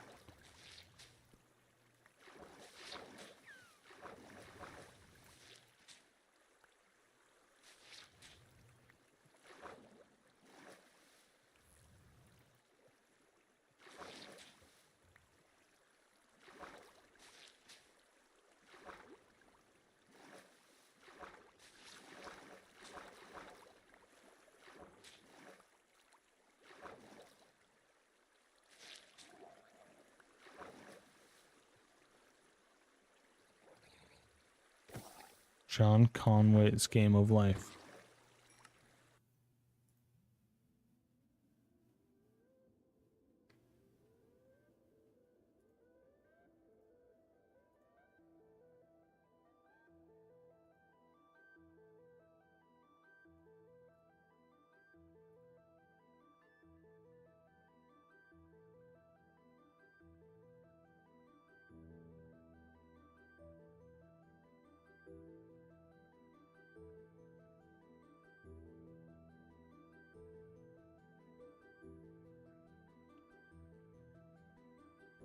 What is happening? Sorry, give me just a second. Yeah, sorry, I haven't done anything yet. I'm trying to add a thing to my TikTok stream because I realize I don't have a window capture on here.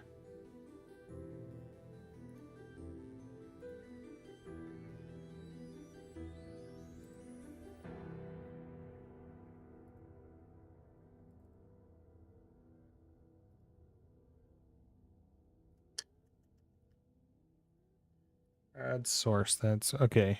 And then it's a screen. Display capture, not screen capture. That's why I couldn't find it.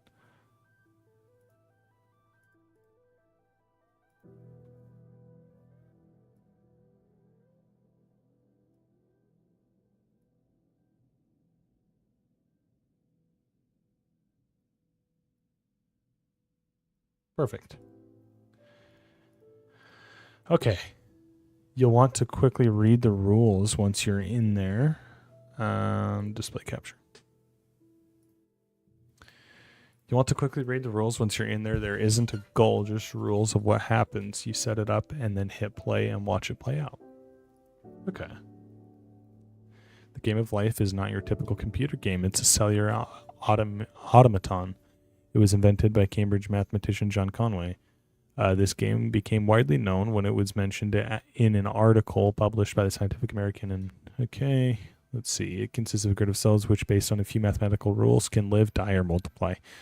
Depending on the initial conditions, the cells form various patterns throughout the course of the game. For a space that is populated, each cell will, with one or no neighbors, dies, as if by solitude. For each cell with four or more neighbors die. For each cell with four or more neighbors dies, as if by overpopulation. Each cell with two or three neighbors survives. For a space that is empty or unpopulated, each cell with three neighbors becomes populated. Okay, very cool. Let's just start then. Oh, so this is just zooming in and around. This speeds it up. Oh, it's moving. Where's it going? What does the next do? Do you only interact with it before you hit? Oh. Oh. I see. So then it just dies instantly if I do that, right? So what if I just... You're right. Oh, crap.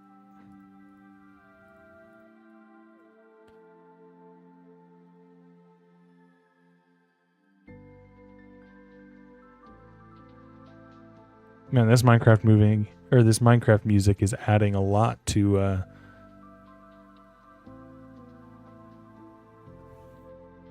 this situation.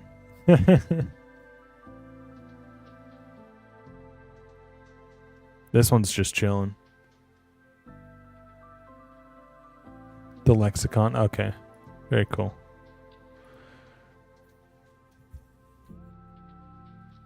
It's compiled. Yep, that one's stable. Very cool.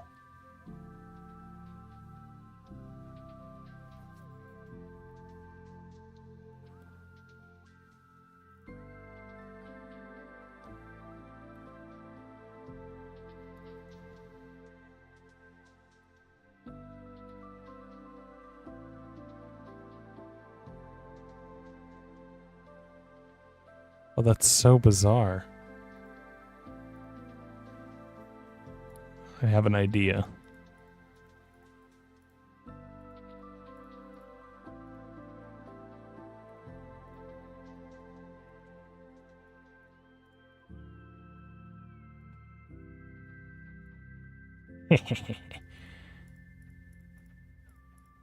We're going to see how well poop survives.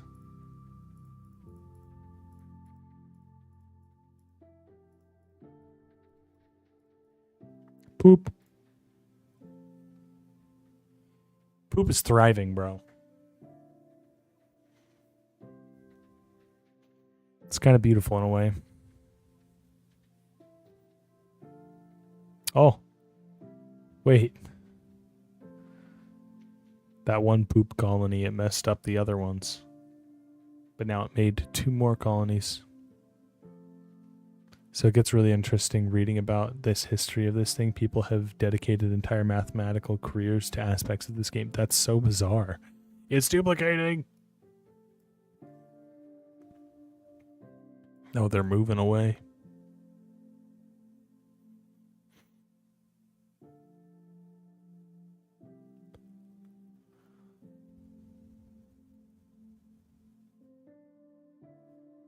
And to think this all came from poop. That's pretty cool. No, that's actually really cool, though. There's something like mesmerizing about it.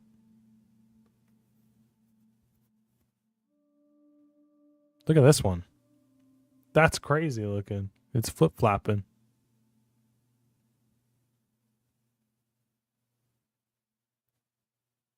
Other people have used the behavior to create functional computers within it. Like they use little movers and logic gates and get things to make a real computer. That's insane. I mean, similar things have happened kind of in Minecraft with the redstone system, actually. People have made functioning computers within Minecraft that allow them to play Minecraft in Minecraft.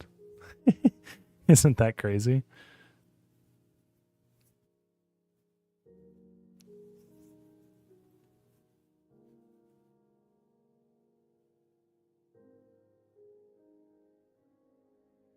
This one's cruising.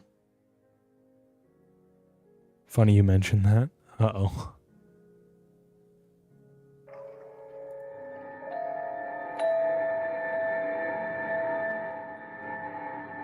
Life in life. Oh no. No. It's gonna happen.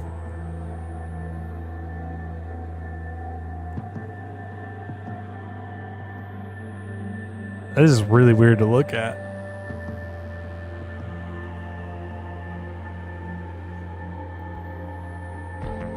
It's hurting my eyes.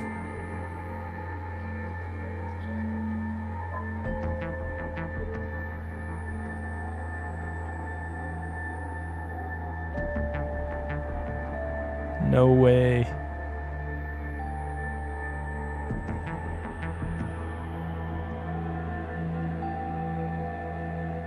Oh my gosh. The fact that somebody took the time to position the blocks so they could hit play and this would happen, no, that's insane. That's actually crazy.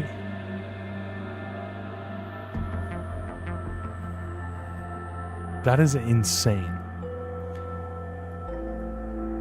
I want to see...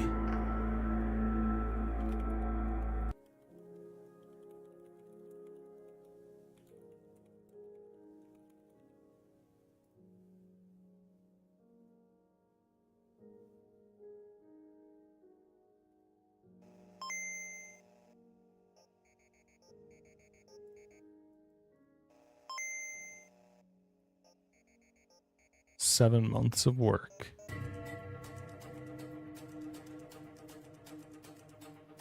So this guy basically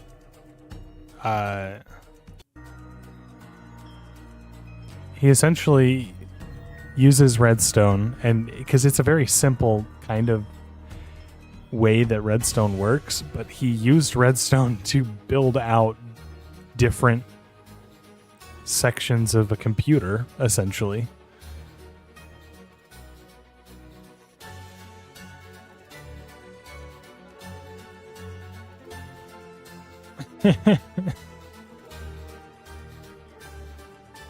And then uses those are just lights that are on or off, each of these little lights that are redstone powered.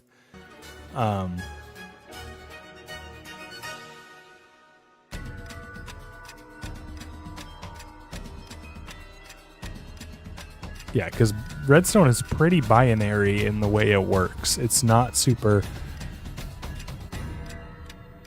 like, isn't that insane?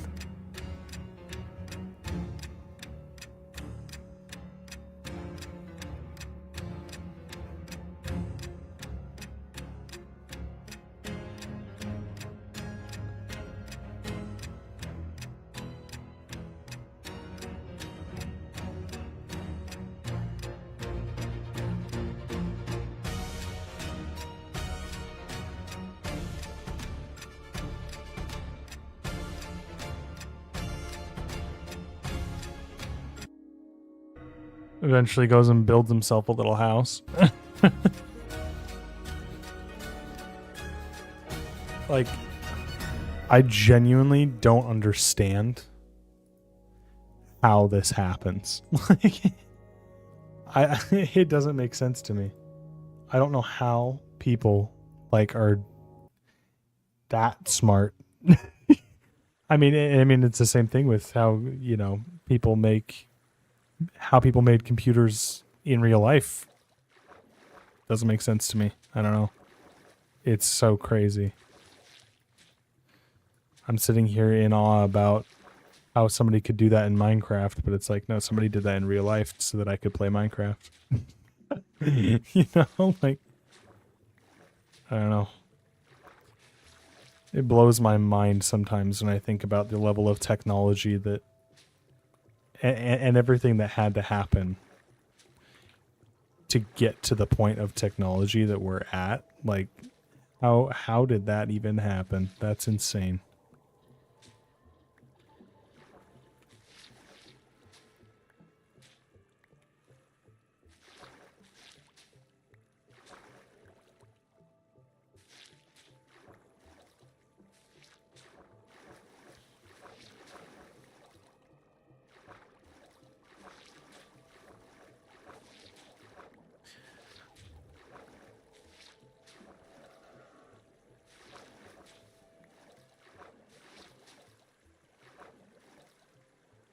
Totally. And the fact where we are now, at some point, it feels like, when do we stop understanding how technology works as a human race?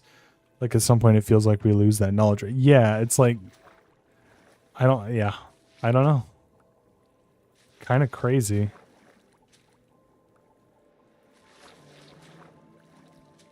Well, because you think about it, and it's like, no, if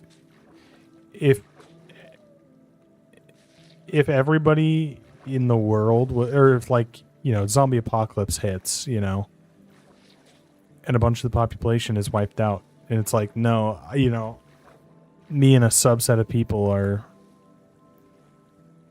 still alive. It's like, no, I would never be able to, the internet would never exist again, because I mean, maybe at some point they would have to refigure it out, and somebody could use a, old artifacts of machinery and whatnot to figure it out again, but, like, wouldn't be me. I wouldn't have the knowledge to be able to bring it back. I know how to use it, but I know nothing about how it works or how you would even go about developing it. And I feel like that there is not a lot of people that do, you know? It's kind of weird to think that, yeah, everybody uses such advanced technology every day, but I would argue that there's a very, very small amount of people that actually understand how to create this level of technology, you know?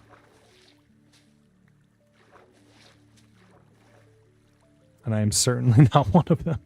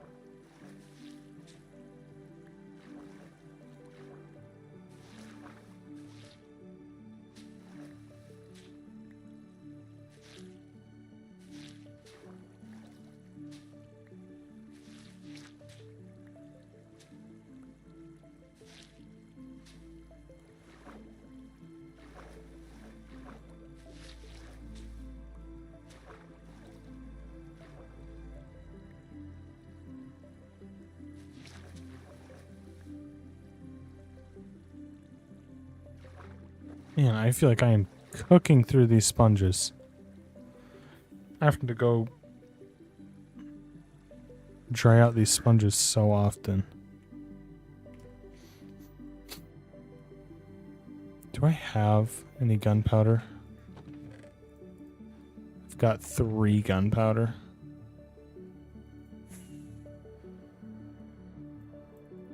Maybe Ammon has some rockets at his base that I can steal. Oh yeah, he's got lots of gunpowder. But does he have any paper? He has a little bit of paper. I know who will have some sugarcane though. Oh, there's some right here.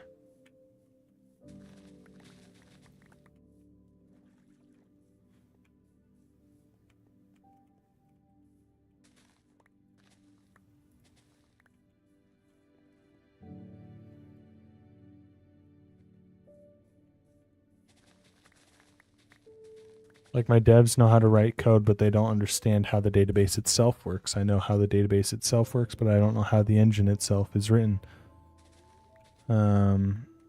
Someone knows how it's written, but they don't understand how it actually physically interfaces with the hardware. Someone understands that, but doesn't understand how to build the processor, the physical processor. Yeah, feels like at some point so few people will understand one of those links that one of them gets hit by a bus and boom, we don't actually in the entire race know how our own technology is functioning. Yeah, and what's weird is that we've gotten to the point that it feels dangerous to say this for some reason, but we've gotten to the point where we don't need somebody to know because of AI, and eventually we'll be able to just say, hey, technology that I've created, how do you work? Hey, this broke. How do I fix that? Or not even how do I fix that? Hey, this is broken. Fix yourself. You know? That feels weird to say, but if we're not careful, we're not going to need human input for a lot. Maybe I won't even know that it's broken. Maybe it'll say, hey, look, I'm about to break. Oh, this is going to break if you put me that way. So I'm just going to go and preemptively set or change this code so that you don't break me. You know? I don't know. It's kind of a weird situation there where, or will it ever, maybe we'll get to the point where it doesn't, where we don't need coders and you just say, hey, I want you to do this. And it goes, okay, cool. Here you go. You know, the number of devs that don't know how to write code. They just know how to ask AI to write code is going to get weird. We are going to start begging AI to make something work if it's broken. I know, that's what I'm saying. I'm like, where's this drown? He's over here.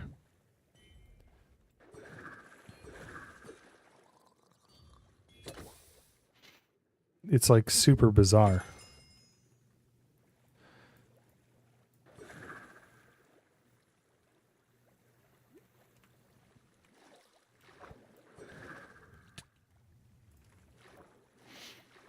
Oh, I went and made, oh wait, I still have sponges. Why did I ever do that? I went to go dry out sponges when I still had some.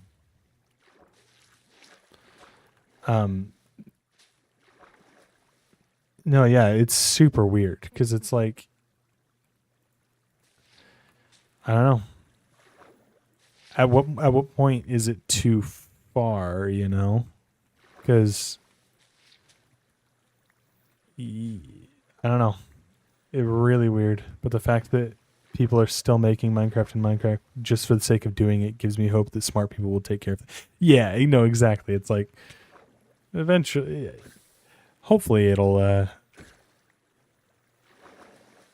would also hope that we don't ever design something that gets rid of the need of humans, I guess. If that makes sense. Just for our own good. I feel like it would not be in our own favor to design a system that doesn't need human input.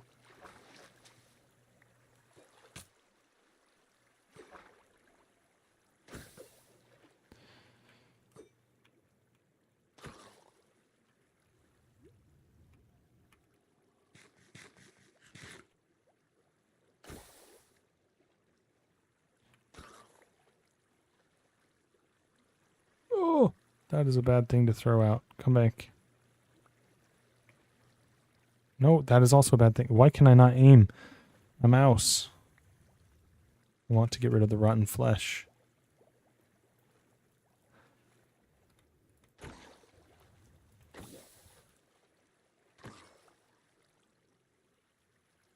Yeah, unfortunately, as humans, I think we are too driven for profits and progress to stop ourselves from making something simply because we shouldn't. Yeah, that's what is a little scary about it. Is it's like, I mean, to be fair, people have said the same thing about,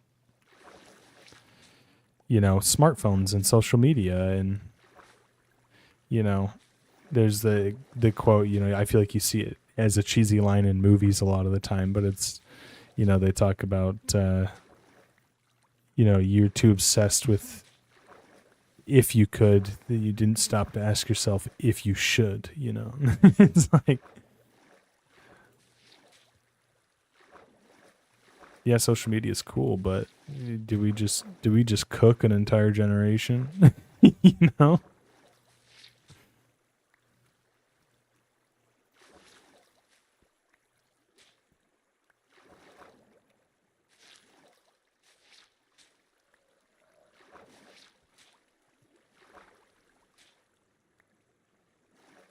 The internet as it exists, AI as it may become, the atomic bomb, all technology that we knew well in advance was dangerous, and we pushed forward blindly and recklessly anyway. Yeah.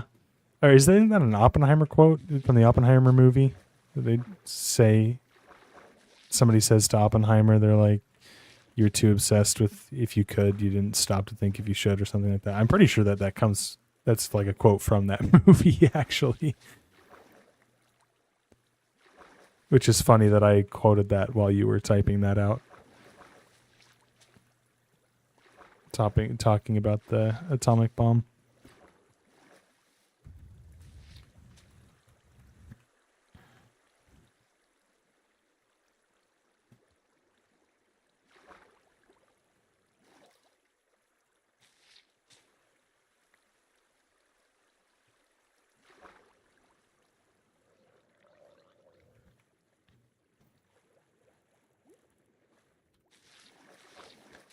And unfortunately, it's one of those things where it's like, well, whether we should or shouldn't have created these things,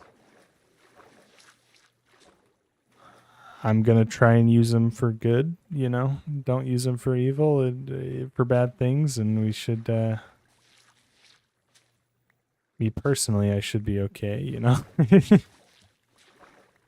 Unfortunately, there will almost always be people that use the technology for bad purposes, which is unfortunate. But and it's also one of those things that it's like there's nothing I can do to stop a lot people from doing bad things with technology, so I almost don't want to concern myself with it, you know.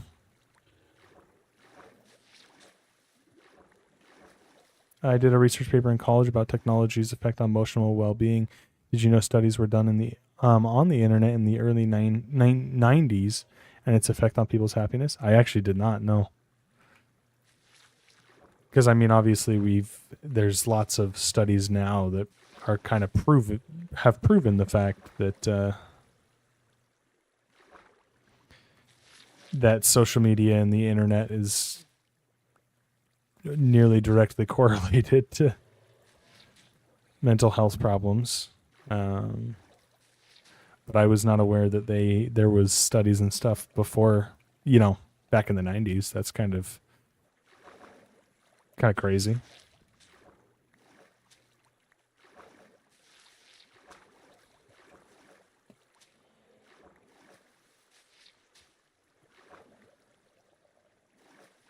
Connecting a family to the internet overwhelmingly resulted in that family reporting lower emotional well-being 6 months to 5 years later.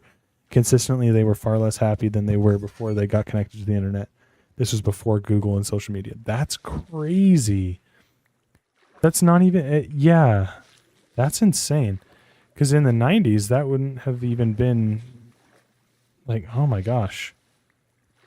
Back then, the internet was not nearly... It wasn't what it is today. You know, it was a completely different thing.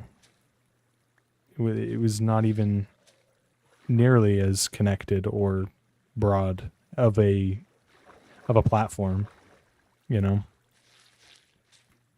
So it's crazy to think that that was having that effect on people back then.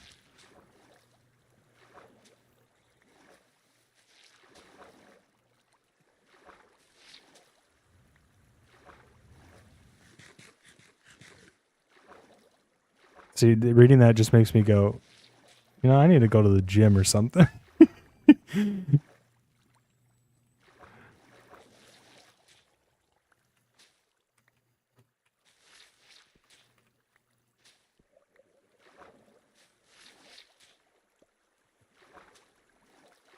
to go touch grass. Been too much time on Minecraft today.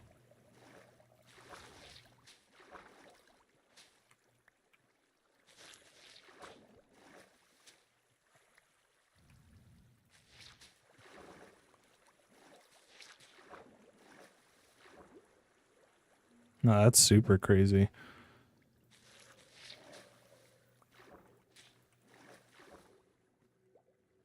Because, I mean, obviously I would have liked to assume that we didn't know that social media was going to be, or, you know, different technology was going to be this bad for people beforehand. But no, yeah, it makes sense that we would have and did know, and it was still created anyways. Because of money.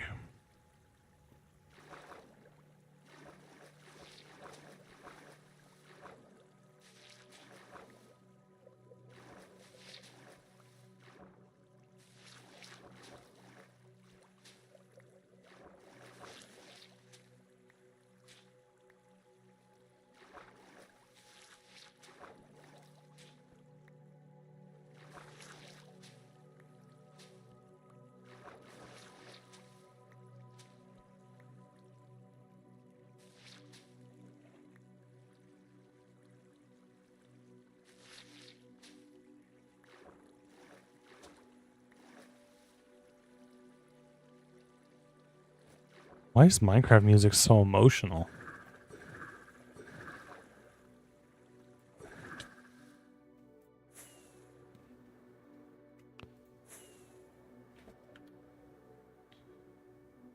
It's poop from a butt.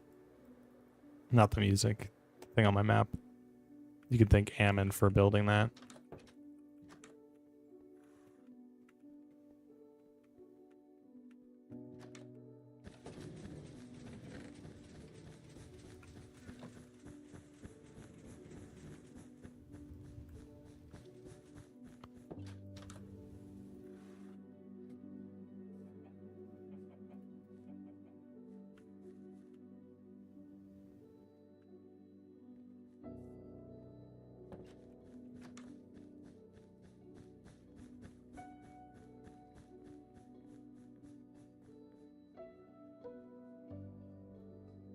Yep, I mean, most people didn't know about the studies, but certainly a bit daunting to research up on that stuff. In so many ways, we were way better off, especially in the progress of the human race standpoint. But at what cost is a little scary. Yeah, no, for sure. Oh, no, for sure. And it's like to think about the fact that, you know, me moving across the country from Utah to Florida back before the internet, like, I would have had no way to connect with, you know, my loved ones in the same way. You know, I wouldn't be able to stream and talk to you, you know. I wouldn't be able to call you on Discord and play games with you, you know. To just be like, yeah, I'll send you a letter every now and then. But like, I feel like this, at the same time, I was going to say, I feel like it would be much more daunting and much more like I'm alone in this kind of feeling back then. But at the same time, I feel like I would have probably not, you know, I would have gone out and done stuff, you know, I would have been out doing things in the community more rather than sitting inside playing games on my computer during my spare time, you know. I would have been out interacting with people. So maybe I you know, would have felt more connected to the people here in Florida, but wouldn't have had any sort of connection with people back home. Which is really weird to think about, too.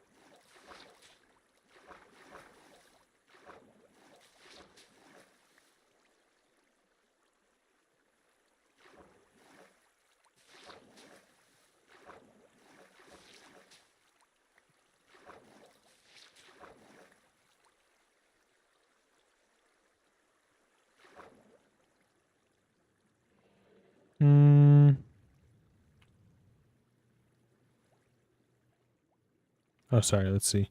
Totally, it can be used for such good, but the bad might be worse. The slightly harmful is so alluring. The mass shootings and mental health issues are not are not baffling to me. It feels like a bit of, well, no, duh. We have people that are this broken with what we've done with our technology. Yep. Not that we can't do anything to stop them, just that it kind of makes sense that it's gotten this bad. Oh no, for sure. 100%.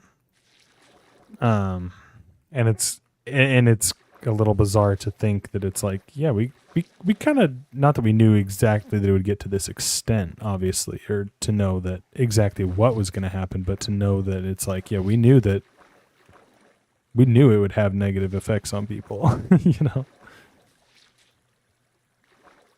is kind of a scary thing to think about.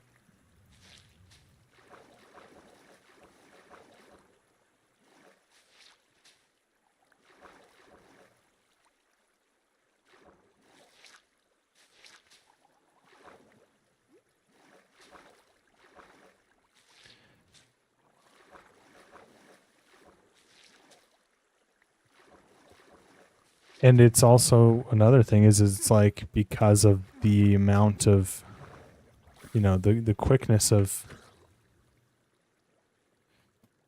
information spreading and stuff on, you know, using the internet, it's like, not only have we kind of, you know, not only have made it possible for people to become that broken, but also we've, like, there's such a, because the internet is so fast moving and information travels so quickly, we've also kind of, I almost feel like it's almost, we've desensitized ourselves to stuff like that, where it's like, I saw somebody talking about this,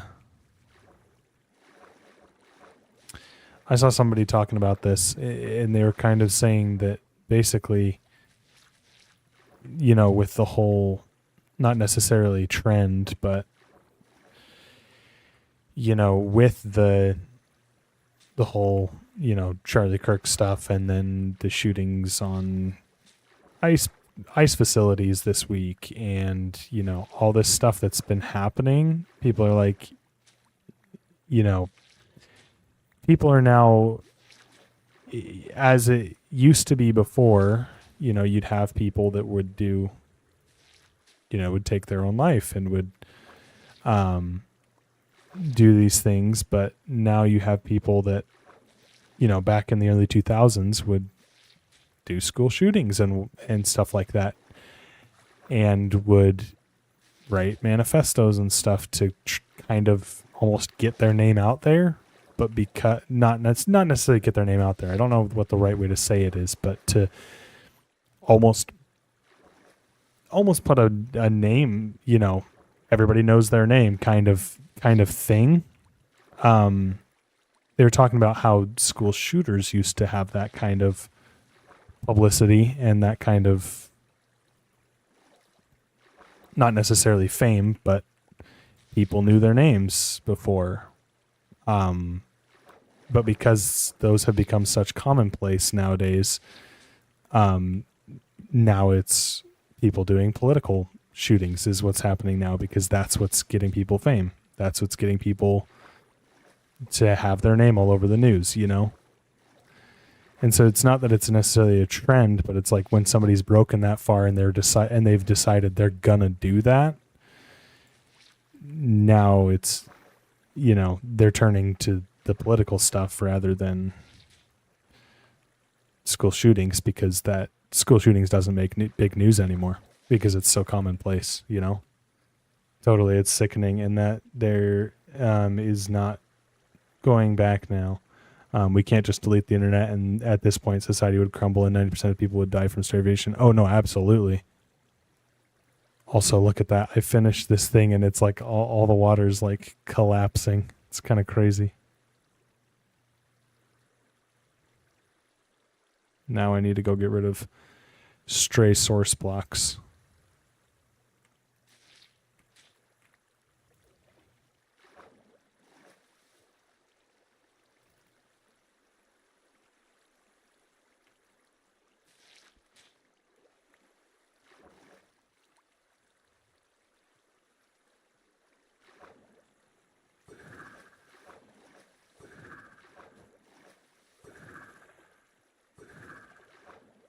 No, but totally. It's like, yeah, no, yeah, it's kind of cooked to a point, but yeah, like you said, you can't really just get rid of it because, yeah, so many people would die from starvation due to loss of jobs, because pretty much everything is on the internet in one way or another nowadays.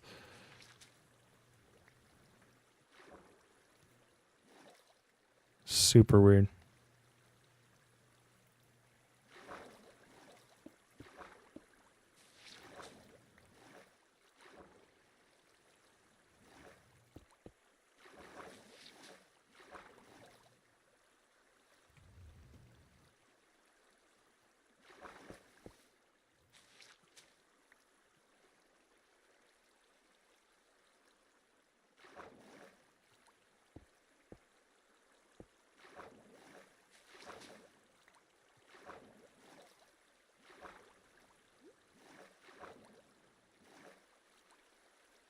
Okay, I wonder if it would actually be faster for me to just go get a crap ton of buckets and scoop up these source blocks rather than trying to sponge them out. So what I'm going to do here.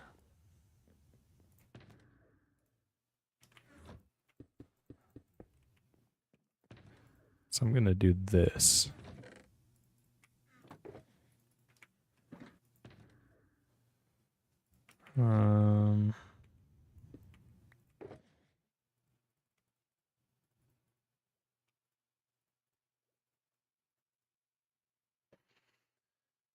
One pickaxe. I'm going to put those like that. Honestly, only hope at this point is if we teach the new generation growing up with this stuff to cope with it better than we are. Teaching them to intentionally disengage instead of drown in mindlessness constantly. No, absolutely.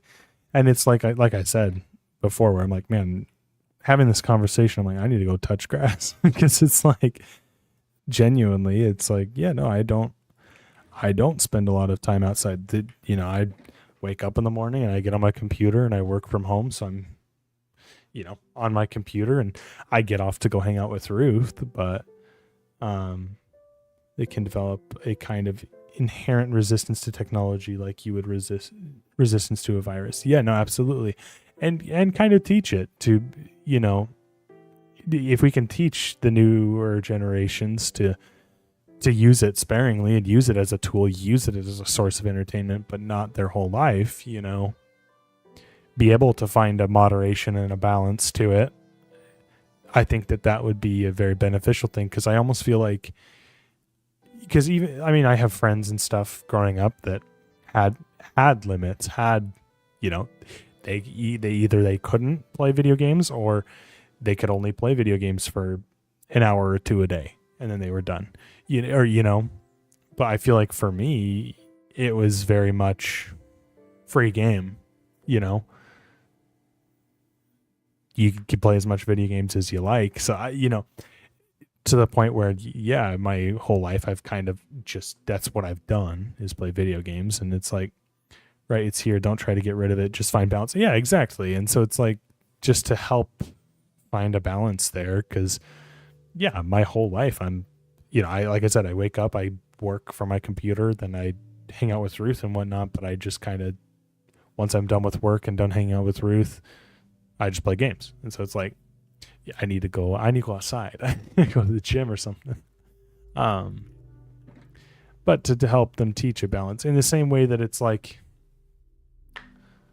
obviously there is, not to say that it helps so much to find somewhere to find a community. No, absolutely. I'm just thinking in terms of a. I don't know why I got all these shulker boxes, by the way. I think I'm going to do this.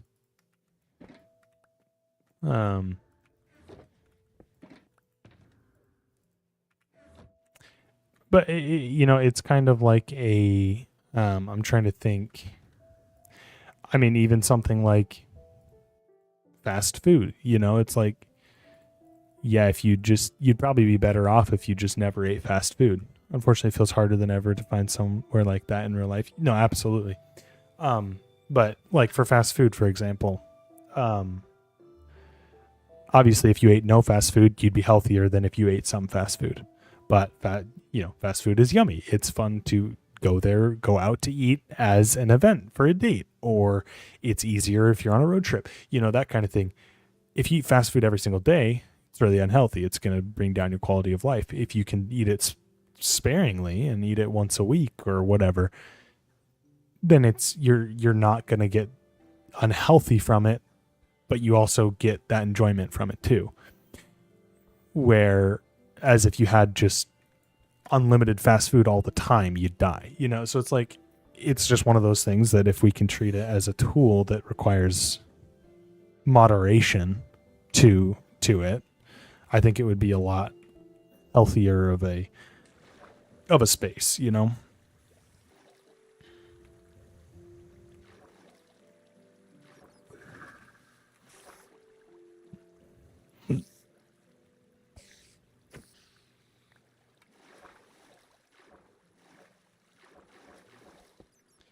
Like, as it goes back, moderation in all things.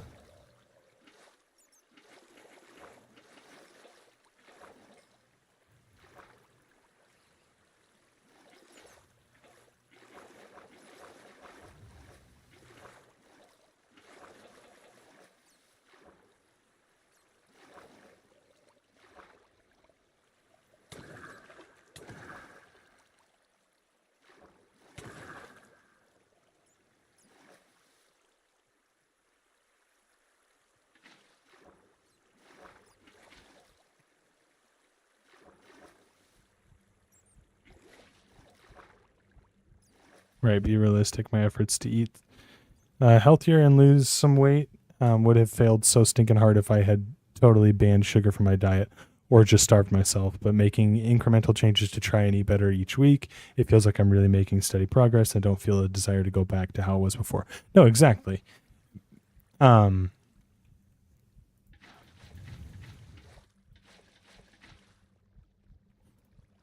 100%. And so it's like, if you can find that balance, there's nothing wrong with sugar. I mean, obviously that's not a true statement. There's nothing wrong with sugar, but clearly it's not healthy for you, but that's not to be said that there's no benefit to it. It's yummy. I like it.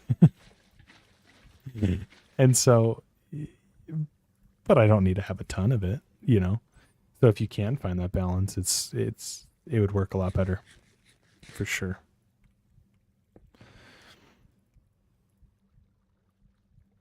Let's see, 27, 28, 29, 30, 31, 32, 33. So that's 32, 33.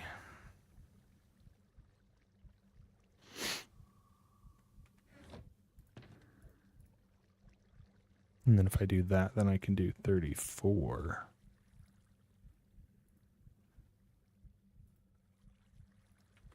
And I can do that and that. Cool.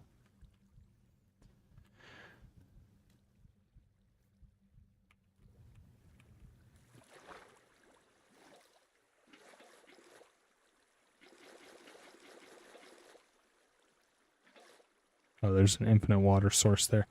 Crap, I will need sponges for some of these. I was really hoping I'd gotten rid of all of the infinite water sources and then I could just bucketed it up. I was hoping that it was just one-off situations here, but that's really annoying, actually.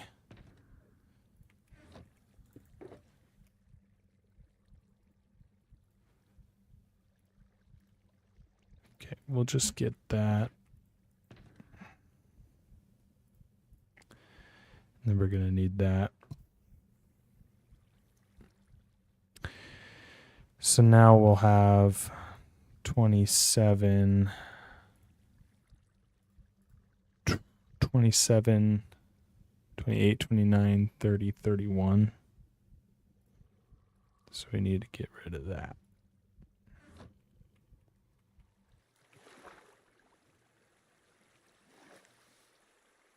All right, there's an infinite water source right there.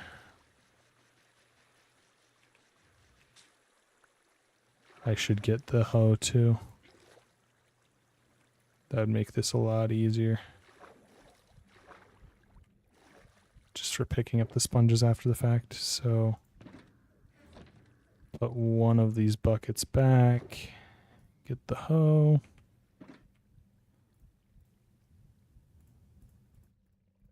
Perfect. Let's see. I'm down to maybe 2 cans of Mountain Dew a week. Oh, geez. And I'm not craving it because I just cut back incrementally and still let myself have it when I really wanted it. I can now eat 2 to 3 or I can now eat 2 or 3 orders and be done. Rather than scarfing down the whole package at 1 a.m. No, that's awesome. Oreos. Yeah. That makes sense. Rather than scarfing down the whole package at 1 a.m. Yeah, no, exactly. I'm down 11 pounds from my peak now. That's crazy. No, I need to do that too, because that's honestly, that's been the hardest thing is getting the motivation, I guess, to eat healthy. Because it's like I know I need to eat healthy, but it's definitely hard to get that sometimes, you know. Focusing on improvement, not perfection, has helped my motivation. Oh, for sure. No, that's a really good way to think about that, because I feel like that is the one thing that I always get stuck in is when I have tried to eat healthier, is it's like, okay, no fast food this month. And then 3 days in, I have a bad day or at work or something, you know, and I'm like, oh, I don't want to make dinner. I'm just going to go get fast food. And then I feel bad about getting fast food. So then I keep getting fast food or whatever, you know. But finding that, okay, yeah, no, it's okay if I get fast food every once in a while, but just don't get it every day, you know. That improvement is definitely a good way to think about that. I made a texture pack. Let's see, resource packs. I guess I didn't make it, but I modified a previous one. Being proud of myself for choosing an apple instead of a candy bar once during the day was how I started. No, for sure. I just need to make the choice to buy an apple versus buy a candy bar so that I have an apple to eat.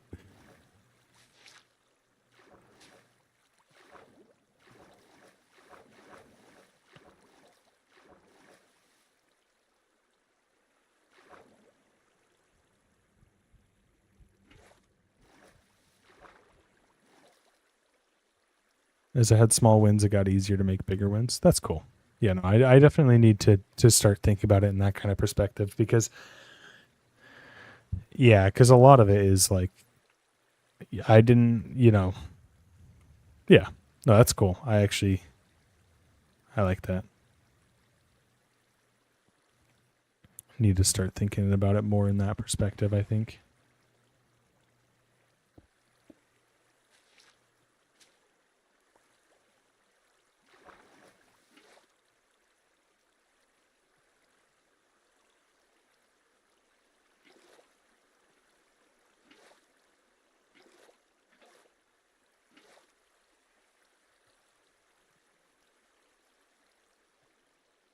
That's so cool to just see that move down like that as I'm getting rid of these source blocks. Ow. Stupid dude with a trident. Yeah, I got one of them too, nerd.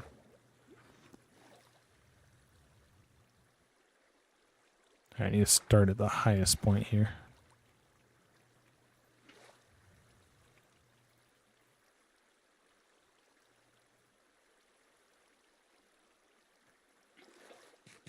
I need a sponge for that one. And sponge. Okay, and then we get rid of this source block. Then that drops it. Get rid of those source blocks. That drops that. Get rid of those.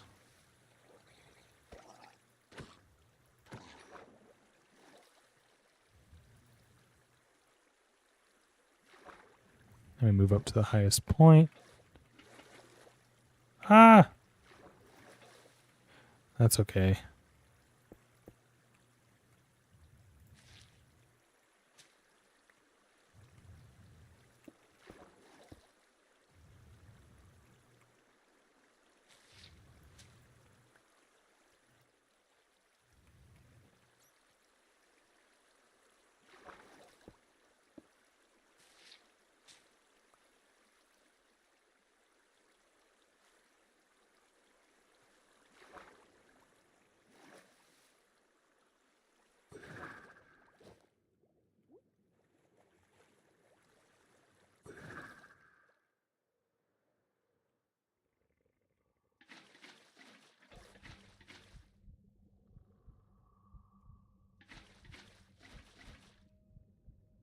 Let's see. My first step was really making sure I had apples and bananas on hand and just eating those first if I had a craving for something less healthy. I could eat the thing I wanted if I had a fruit first. A good portion of the time I'd finish the apple and not really want the tree anymore, or still want it but be satisfied with a dramatically smaller portion. No, that's good. That's a good. That's actually a really good way to go about it. Because I think the other problem that I have is I need to portion stuff. Because a good example, actually, is this glass of water that I have on my desk. If I have a giant water bottle, which obviously I probably should have a giant water bottle because this kind of would flip the opposite direction in a good way. But if I pour myself a glass of water and all I have is that glass of water on my desk, it takes me an hour to get through, or even longer to get through. This has taken me all stream. I've been streaming for 2.5 hours and I haven't finished this glass of water. I sip on it every once in a while, but I don't. But because I have a small portion of it, I don't feel like I need to finish it. But if I have a giant water bottle, I'm going to sit there and I'm going to keep drinking on it and I'm going to drink the entire thing. So I need to have a big water bottle. Same philosophy. If I have an entire pack of Oreos sitting on my desk, I'm going to keep eating them while I'm playing games. If I put 3 Oreos on my desk, I'm going to eat those 3 Oreos fairly quickly, probably, but I'm probably not going to get up and go to the pantry to get more Oreos. You know? So if I'm going, okay, I go get a snack. Okay, I got an apple or a banana. I ate it. I still want some chips. Instead of bringing the entire family-sized bag of chips and putting them on my desk and eating them, pour a little bit into a bowl and then eat the bowl. You know, I use our small plates instead of our large plates for dinner most of the time for that same reason. Oh no, absolutely. That's another thing is when I do eat fast food, I don't know why, but I think it was just because growing up, I didn't want to waste people's money. I don't want to waste mom and dad's money. And so it's like when we get fast food, I have to eat the entire thing, you know, and I've always had that. I allow myself to get more if I am still hungry after the small plate, but most of the time I don't feel like that. Yeah, for sure. And so I feel like I've had that same thing where it's like, even as an adult, it's like, I spent my money on this. I'm gonna eat it all because I don't want to waste my money. And I've actually had a perspective change on that since moving out here. I don't know why moving out here gave me that perspective change, but it's to the point where my brain is like, I was okay with the amount of money that I spent on this meal, expecting to eat the entire thing. If I eat 3/4 of it and I'm completely full and eating the rest of it for the sake of eating the rest of it is going to make me sick, just but I'm not going to eat it leftover. Just throw away the extras, you know. Better if I can save it for leftover, but if it's like a burger or something, I don't like to eat burgers left over because they get soggy and they get gross. I don't like them. So if I only finish half the burger, I'm okay. I filled myself up for the amount of money that I spent. You know, I was okay to spend that money to fill myself up. If I don't eat the whole thing, oh well. You know, obviously eat until I'm satisfied. And if I finish the whole thing and then I'm satisfied, cool. Totally. And not buying bigger sizes of shakes, etc., just because it's a better value. No, 100%. 100%. I found this out with Olive Garden too, where I was telling Ruth, I was like, I feel like I like getting Olive Garden to go better than eating, going out to get Olive Garden and eating in restaurant, because when we eat in restaurant, I feel obligated to eat more. Whereas when we get it to go, it's big enough portions that I eat until I'm full, and I put the leftovers in the fridge, and I can get 3 meals out of an Olive Garden dish, And so it's like, whereas if I don't before, I would get that same dish, but force myself to eat the entire thing. And so the $20 meal only got me 1 meal. So it actually ends up being better value because $20 got me 3 meals instead of just 1, because I didn't force myself to eat it,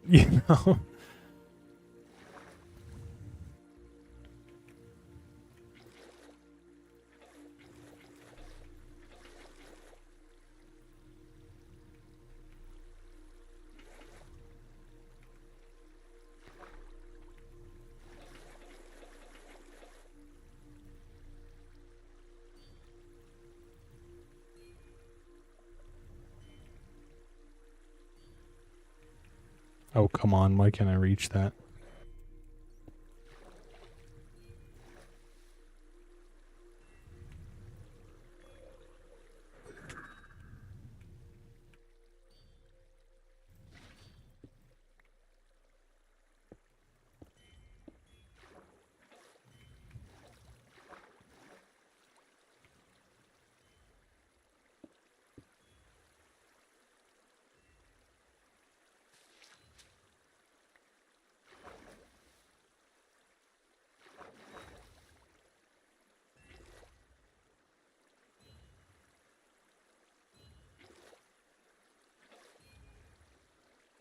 And then I've started sharing most things when we were eating out. We went to Dairy Queen. Sorry, give me just a second.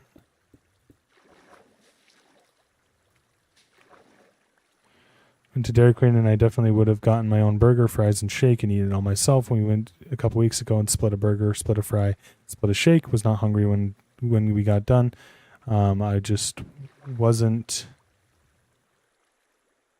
overstuffed. I feel better. My weight thanked me, and it cost half as much. That's a good way to think about it, because, yeah, I am definitely one of those people that's like, which, to be fair, I think a lot of the time it's like, I can't, when Ruth and I get McDonald's, we'll both get a large fry and then both only finish half of the large fry. So now when we go, we say, okay, you get a burger, I get a burger, and then we get a large fry to share instead. We've done those sorts of things to change it, but I think that there's definitely some warrant to say, I don't need a whole burger and fry, because especially as you start eating less, you need less to fill yourself up. It's only in that beginning that you're going to even feel like maybe you even won't feel like you're hungry after eating. You might just not feel overstuffed, like you're saying, or like you said, rather than being filled to the brim.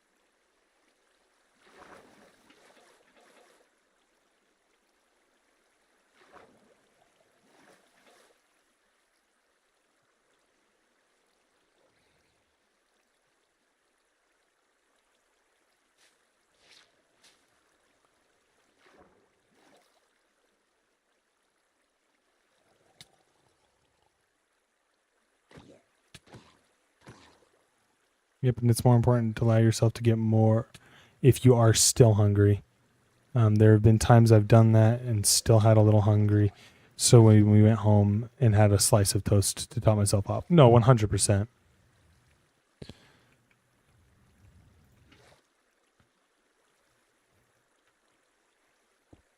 100%. And there's nothing wrong with still being hungry too, especially if you are trying to cut back during that transitionary period. There's nothing wrong with being like, oh, I'm still hungry. I'm still going to eat, because you're used to eating more, and it's not a bad thing to, you don't want to make yourself miserable just for the sake of, I told myself I was going to not eat that, kind of thing. There is there's a certain amount of uncomfortableness that's going to come with it that's healthy, but you also don't want to be starving yourself, because if you're, and just trying to replace that with better foods goes a long way. Oh, for sure. And just like, if I'm used to 3,000 calories, I don't know, that's not actually how much I eat, but if you're used to 3,000 calories a day, cutting to 1,000 calories a day is going to be miserable. But you can cut down to 250 for the first week and a half, 2 weeks, and then cut down to 2,000 the next week, or just slowly cutting it down in increments can go a long way as well.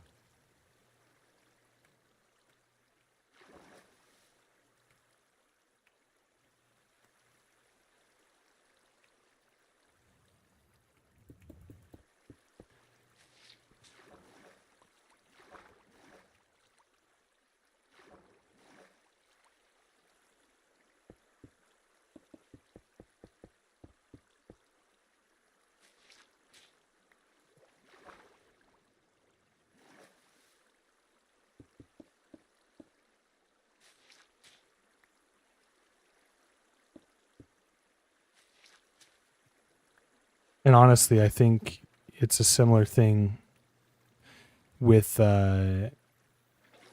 going to the gym and getting exercise, where if I tell myself I have to go to the gym every single day and then I miss a day, I'm going to be like, crap, I missed a day. Well, now I'm just not going to go, but if I tell myself, I'm going to try and go as much as I can and, try to go every day, but not beat myself up for missing a day, it would be a lot more beneficial, be okay being like, I'm too tired to go today,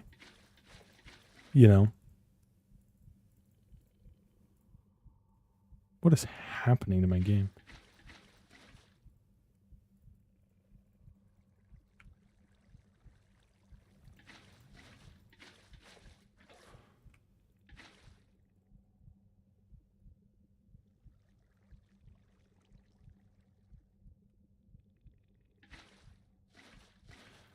What in the heck? What is happening? It's like placing it while I'm in my inventory. What the crap? Somebody like messing with my...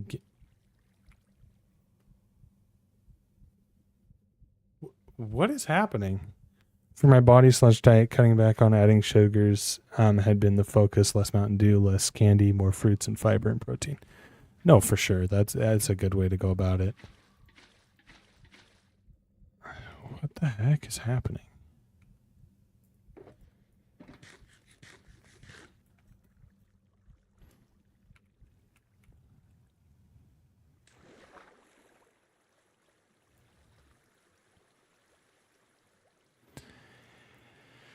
And I think the initial initiative that needs to happen with me is I need to buy more fruits and vegetables. Well, like we buy fruits and vegetables, but a lot of the time we buy enough to make dinners with them, or to have some fruit with our meals, rather than I need to buy fruits and vegetables that specifically these are snacks.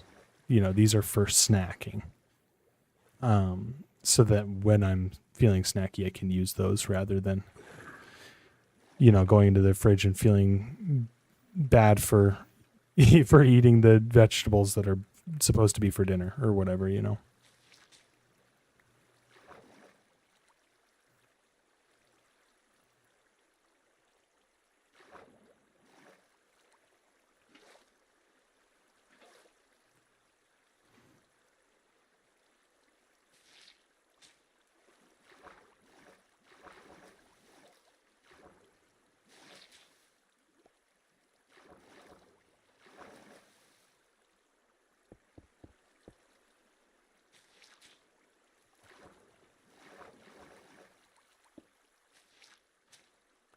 Man, why is there so many source blocks right here? This is absurd.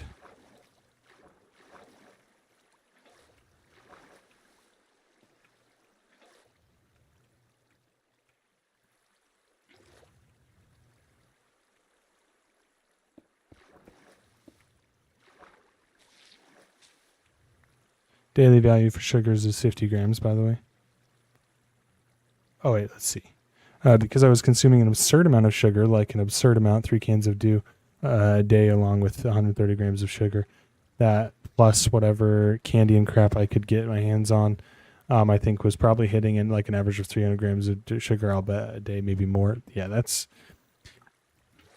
Honestly, would not be surprised if I'm at a similar spot, just because I'm not paying attention to it at all, really.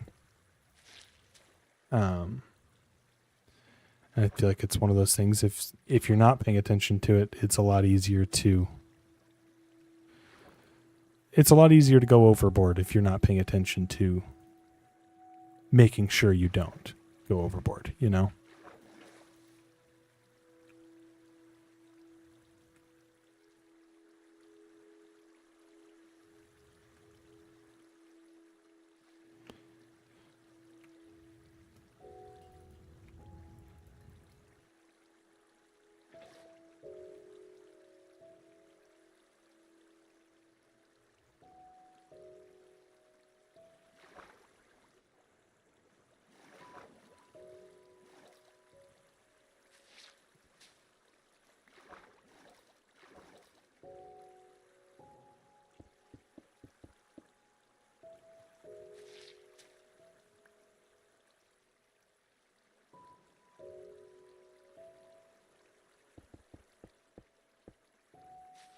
Just trying to get these water source blocks out of here. Dealing with this stone floating around is tomorrow's me problem.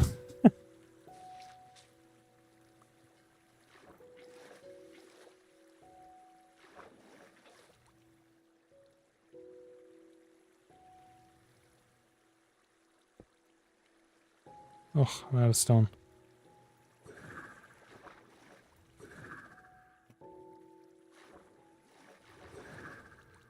Yep, neither was I. Do is the final key for me, though. Cutting back from 3 cans to 1 a day was when the weight started dropping off.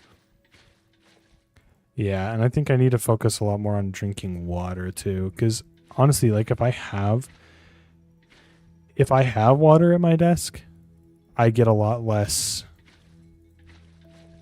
I feel like obviously if I'm not drinking very much water, my body's gonna crave water when I'm thirsty, and for a long time, I mean even now my body goes, I'm thirsty, I should go get a soda, because I would much rather drink a soda than drink water. But if I can just keep water on my desk, I can stop myself from going and getting a soda instead of a water,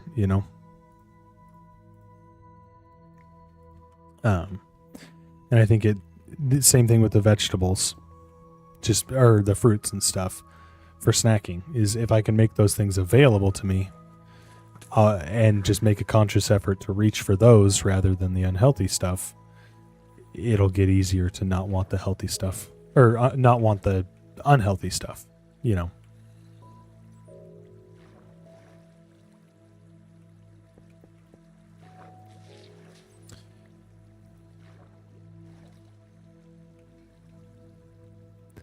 And the other problem is I go, well, it would be easier to just not buy the health. Or for me, it was I can have a soda once I'm done with the glass of water. Half the time I didn't want the soda anymore after I forced myself to pound the water.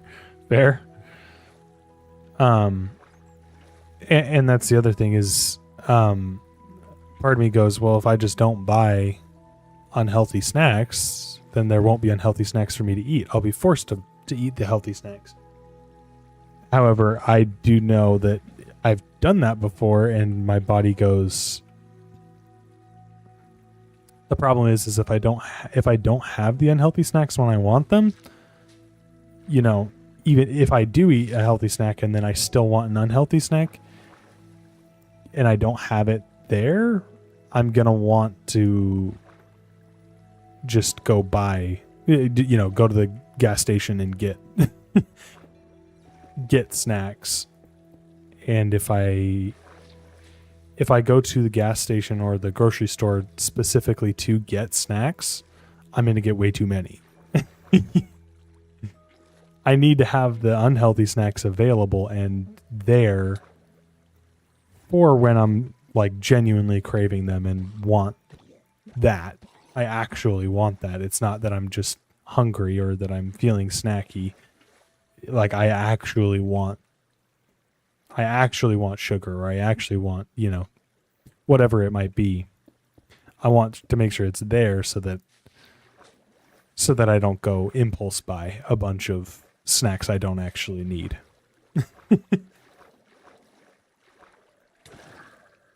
It just is about learning that self-control of picking something healthy over something unhealthy. And that self-control gets easier as you do it, turns out.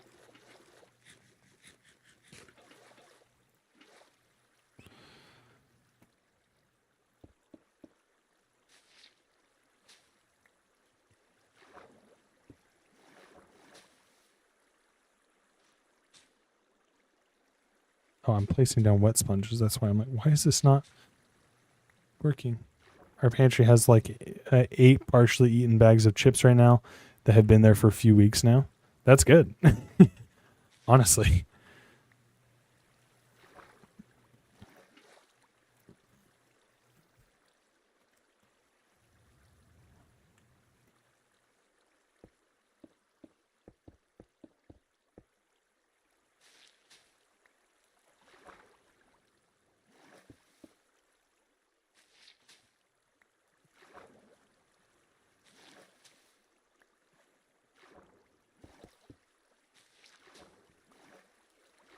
That's really good. Because I would have finished them all over forever ago at my old pace. I have stopped eating them, just slowed down naturally. Yeah. There you go. That's awesome.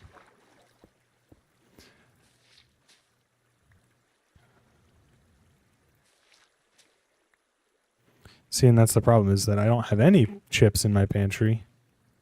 And so whenever I'm craving chips, and that's a regular occurrence, we don't usually have chips, but there will be times probably once every, month or so where I'm like, man, I really want chips right now. And so then I go, okay, well, let's go get some chips because I really want them. We go to the store to get them, and we buy 5 bags of them, and then I eat, and then I eat all 5 bags in a week, where it's like, where it's, if I kept a bag in there and ate it sparingly, when I'm craving chips, have a few and be done. And the chips will last a lot longer. I just don't want them as much anymore. I have them when I want them. I just don't want them, or not very often. Yeah, and when you do want them, don't eat a ton of them,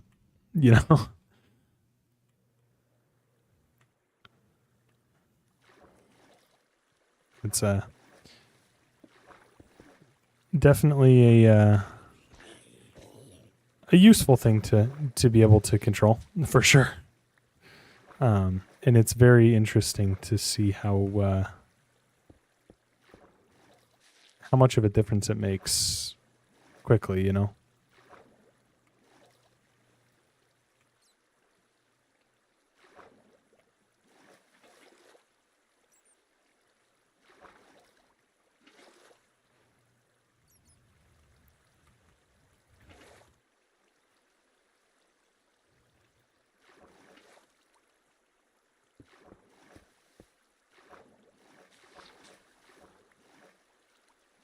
Late night snacking is the place just had to brute force it a bit.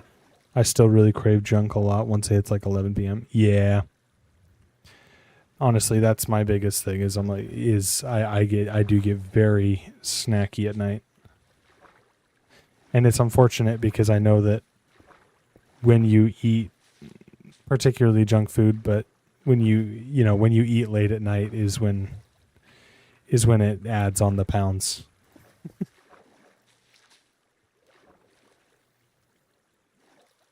That's when it affects when it affects things the most, unfortunately.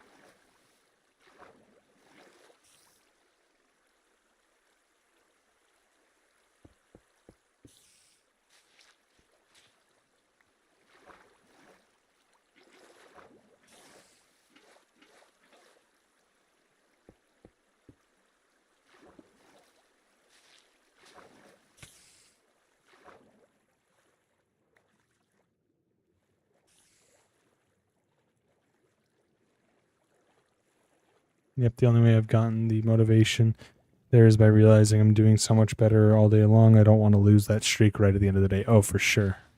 That's a really good way to think about it.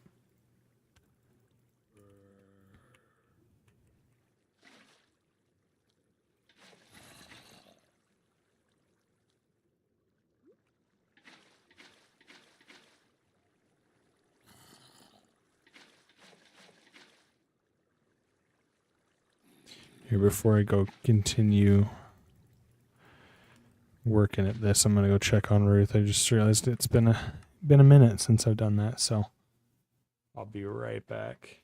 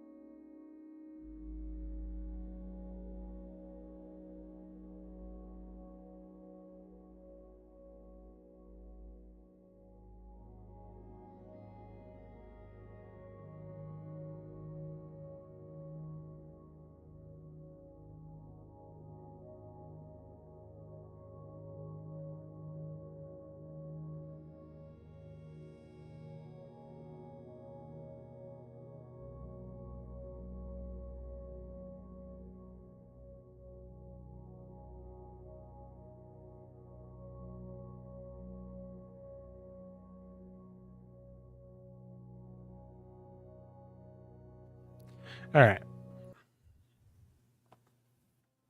Oh. I am back. I'm going to try and finish up, at least making some progress on this. And then for like a couple more minutes, and then I'm going to hop off for the night, I think. Because I've been streaming for 3 hours now. Holy. It's the longest I've streamed in a long time.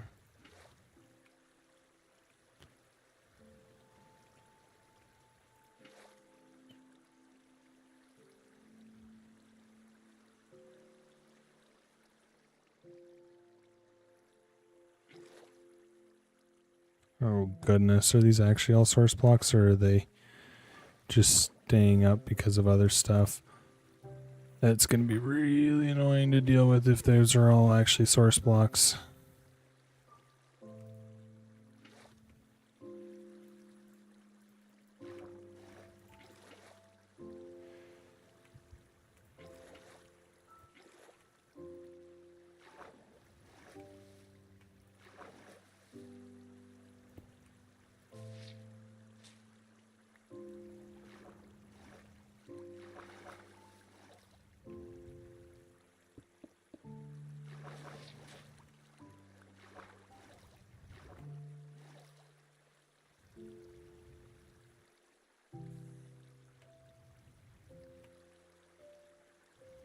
It's really satisfying to watch that go with the texture pack that I made.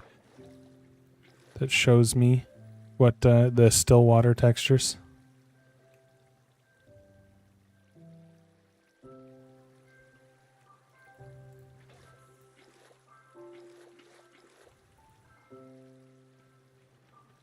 I don't know why there's just like weird pockets of source blocks. It doesn't make any sense to me.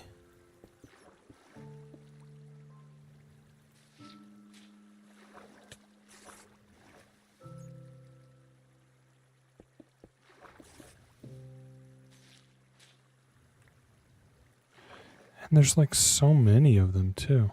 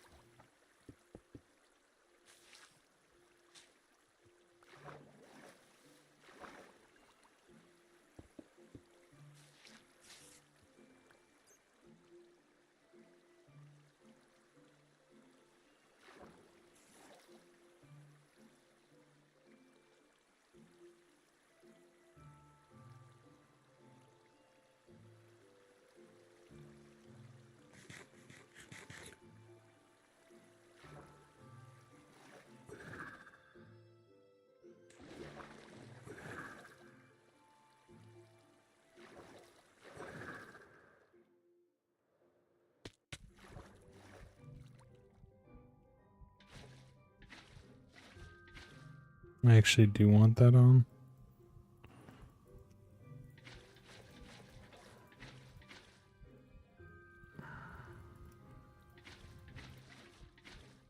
Okie dokie.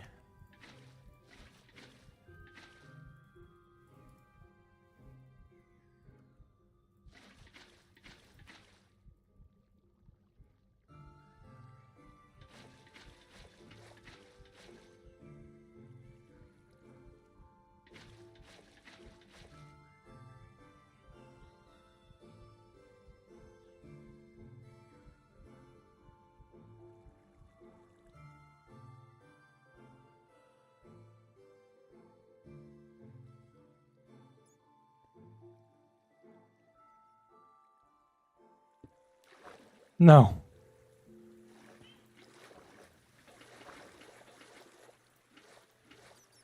Luckily that worked okay.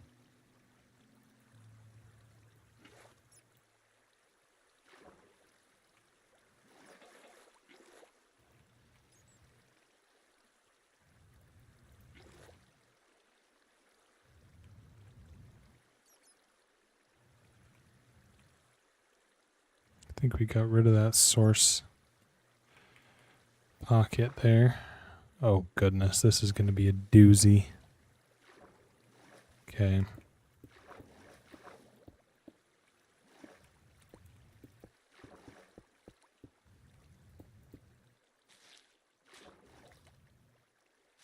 I think once we deal with this pocket here, I'm going to end stream.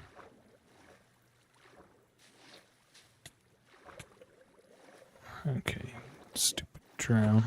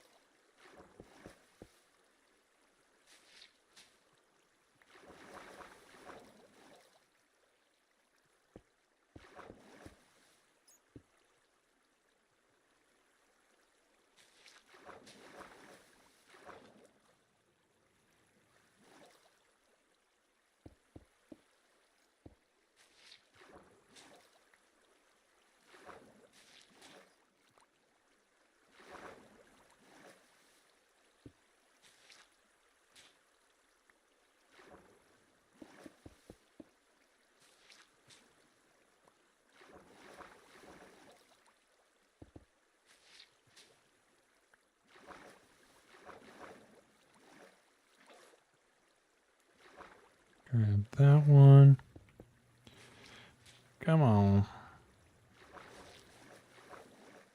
Oopsie daisy. I thought I was placing stone there.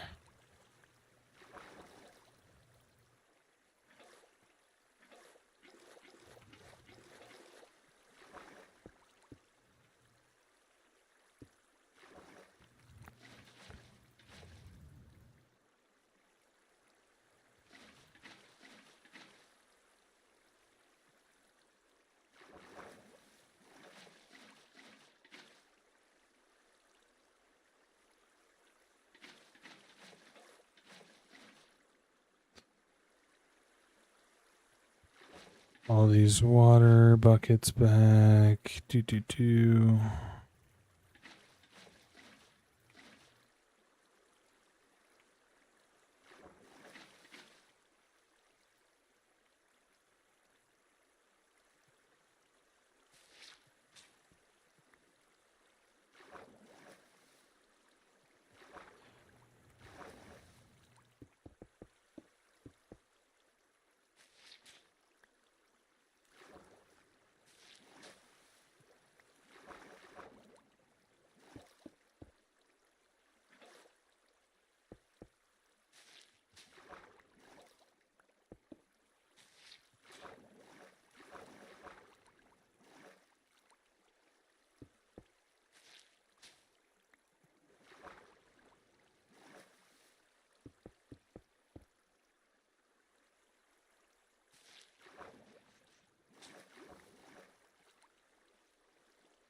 I'm out of that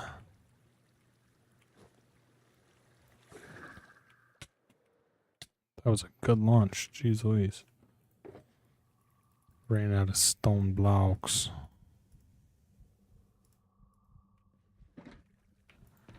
Almost out of these two. Oh my gosh, there's a jockey.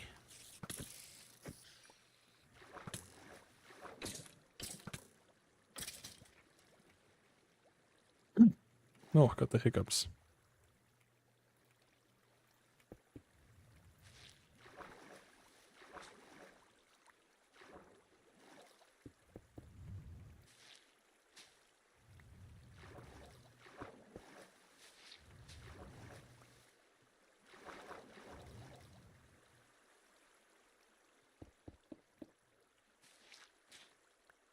Man, this is such a big freaking pocket. Source blocks.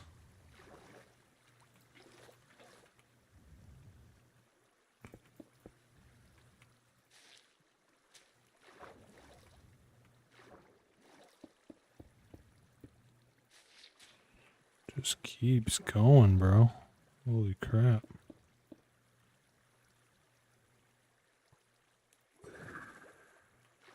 Get Get rid of this one too. Because that might help drop a little bit of this.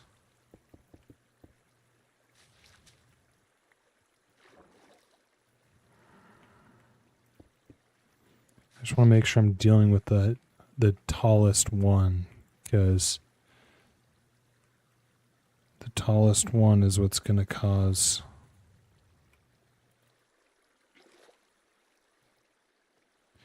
the other ones to stay up, you know?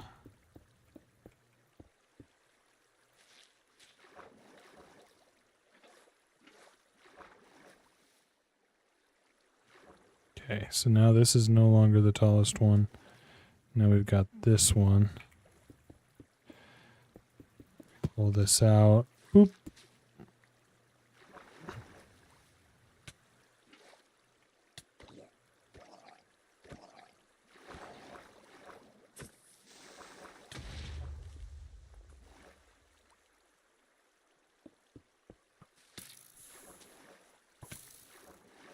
Ow.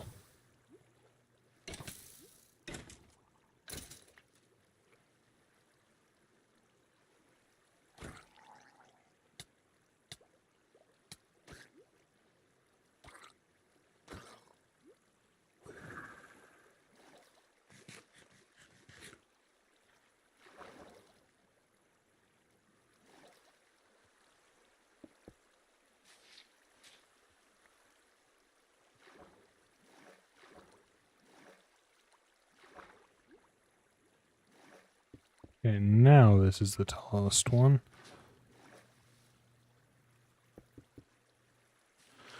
Except for that one over there. But it shouldn't be affecting this one too much, I don't think.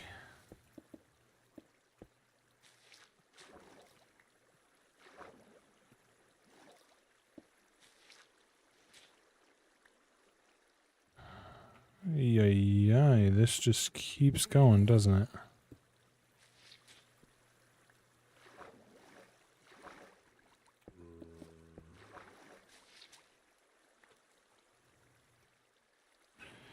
There we go.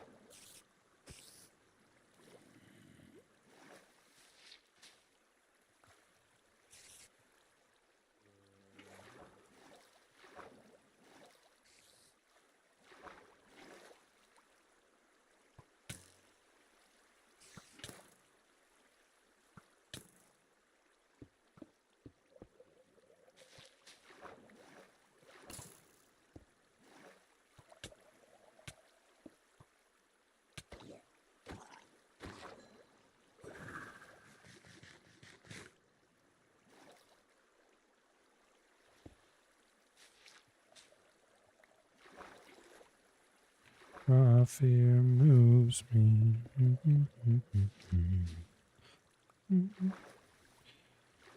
Do, do, do, do, do, do, do, do, do, do.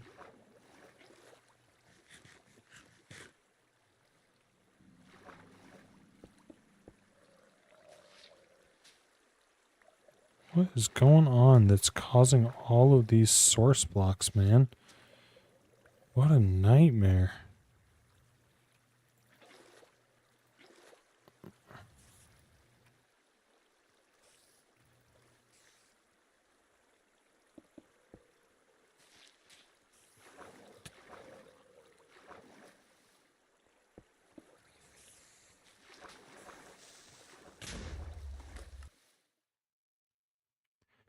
I forgot that I didn't have my elytra on, dude. That sucks. Okay, I'm gonna go get my stuff back and then I'm gonna call it for tonight after I get my stuff back. That sucks. I forgot that I didn't have my elytra on, man. I don't know whose bees these are, but they're coming with me. Oh. That is really unfortunate. Because I shouldn't have died there if I had my elytra on. Because for some reason, creepers deal enough damage to kill you even if you have the best armor in the game. All of the pieces minus the chest plate.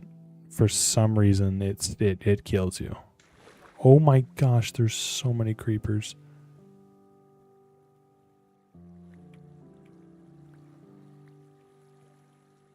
Oh my gosh. And make sure none of these creepers blow up, because that is going to be, they're going to blow up my items. My items are going to be cooked if any of these creepers blow up. And the problem is I knew that a bunch of mobs were going to spawn there too. Oh.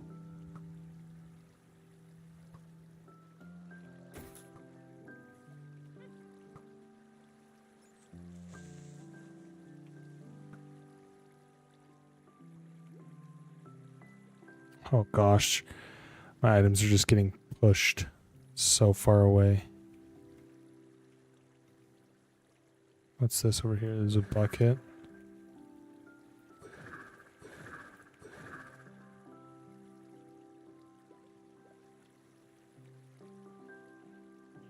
It's my helmet. That's good. Where's my sword?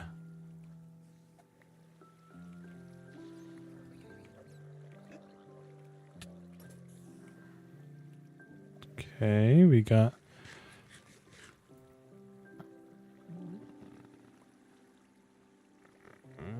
Goodness.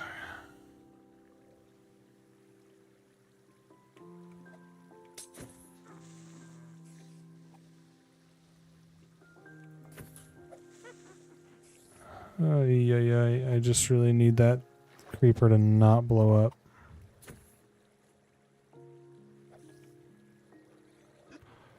Where are the rest of my items, man? They're all like... Oh, wait, they're all like right around here, too.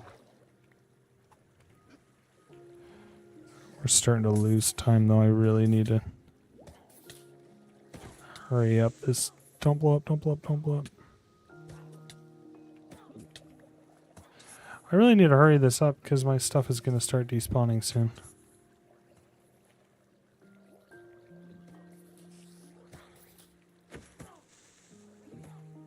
Okay, what are these items over here?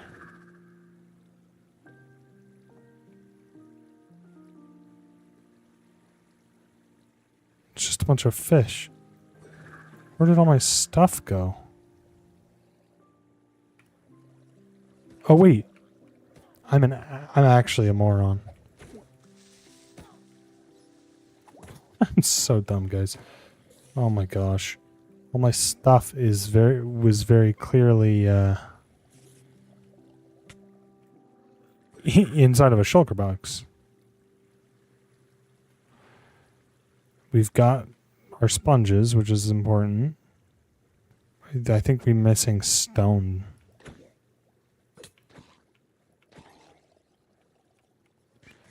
Aside from our stone, I think we got everything, because everything else was inside of shulker boxes up at the conduit.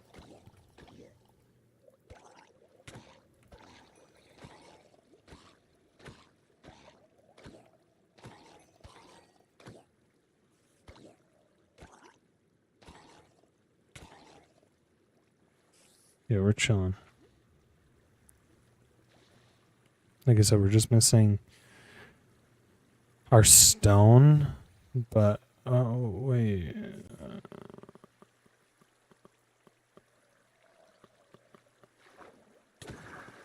Ow. We're also missing our elytra. Where's our elytra? Wait, what?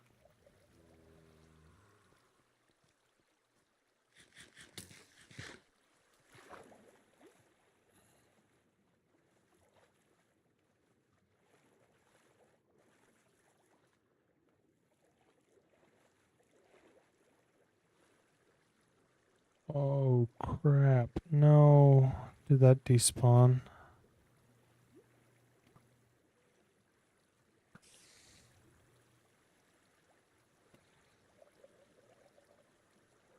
It may have despawned.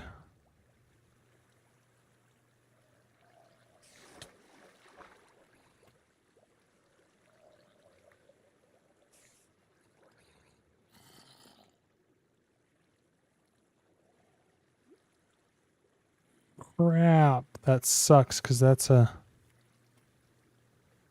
elytra combined with another right chest plate.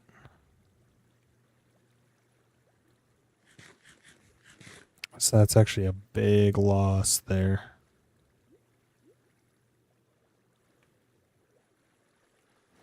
Shoot. Oh, that sucks. Oh well. It's nothing I can't get back, just unfortunate.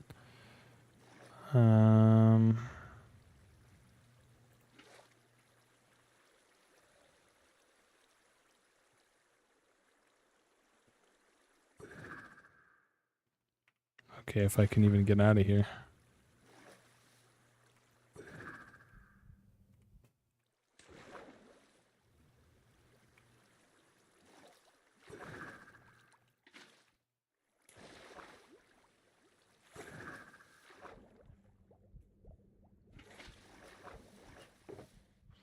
Yeah, darn it. That is really unfortunate, actually.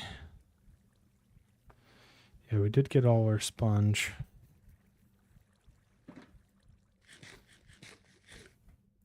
What you doing? 10 minutes, you said? Okay, it's because I freaking died and lost all my stuff and had to go get all my stuff back. I apologize. It would have been 10 minutes. Now I just need to place down these two. Ow! You place down these last two sponges to finish this off. Okay, this is getting ridiculous. I gotta kill these guys.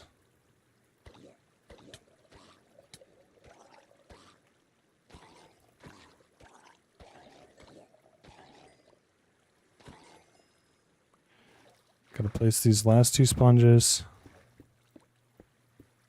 And then we are done. Okay. That is a decent amount of progress made. Now I just need a new elytra, which I will do another time. Alright, chat. Thanks for watching. I appreciate it. It was a very fun stream.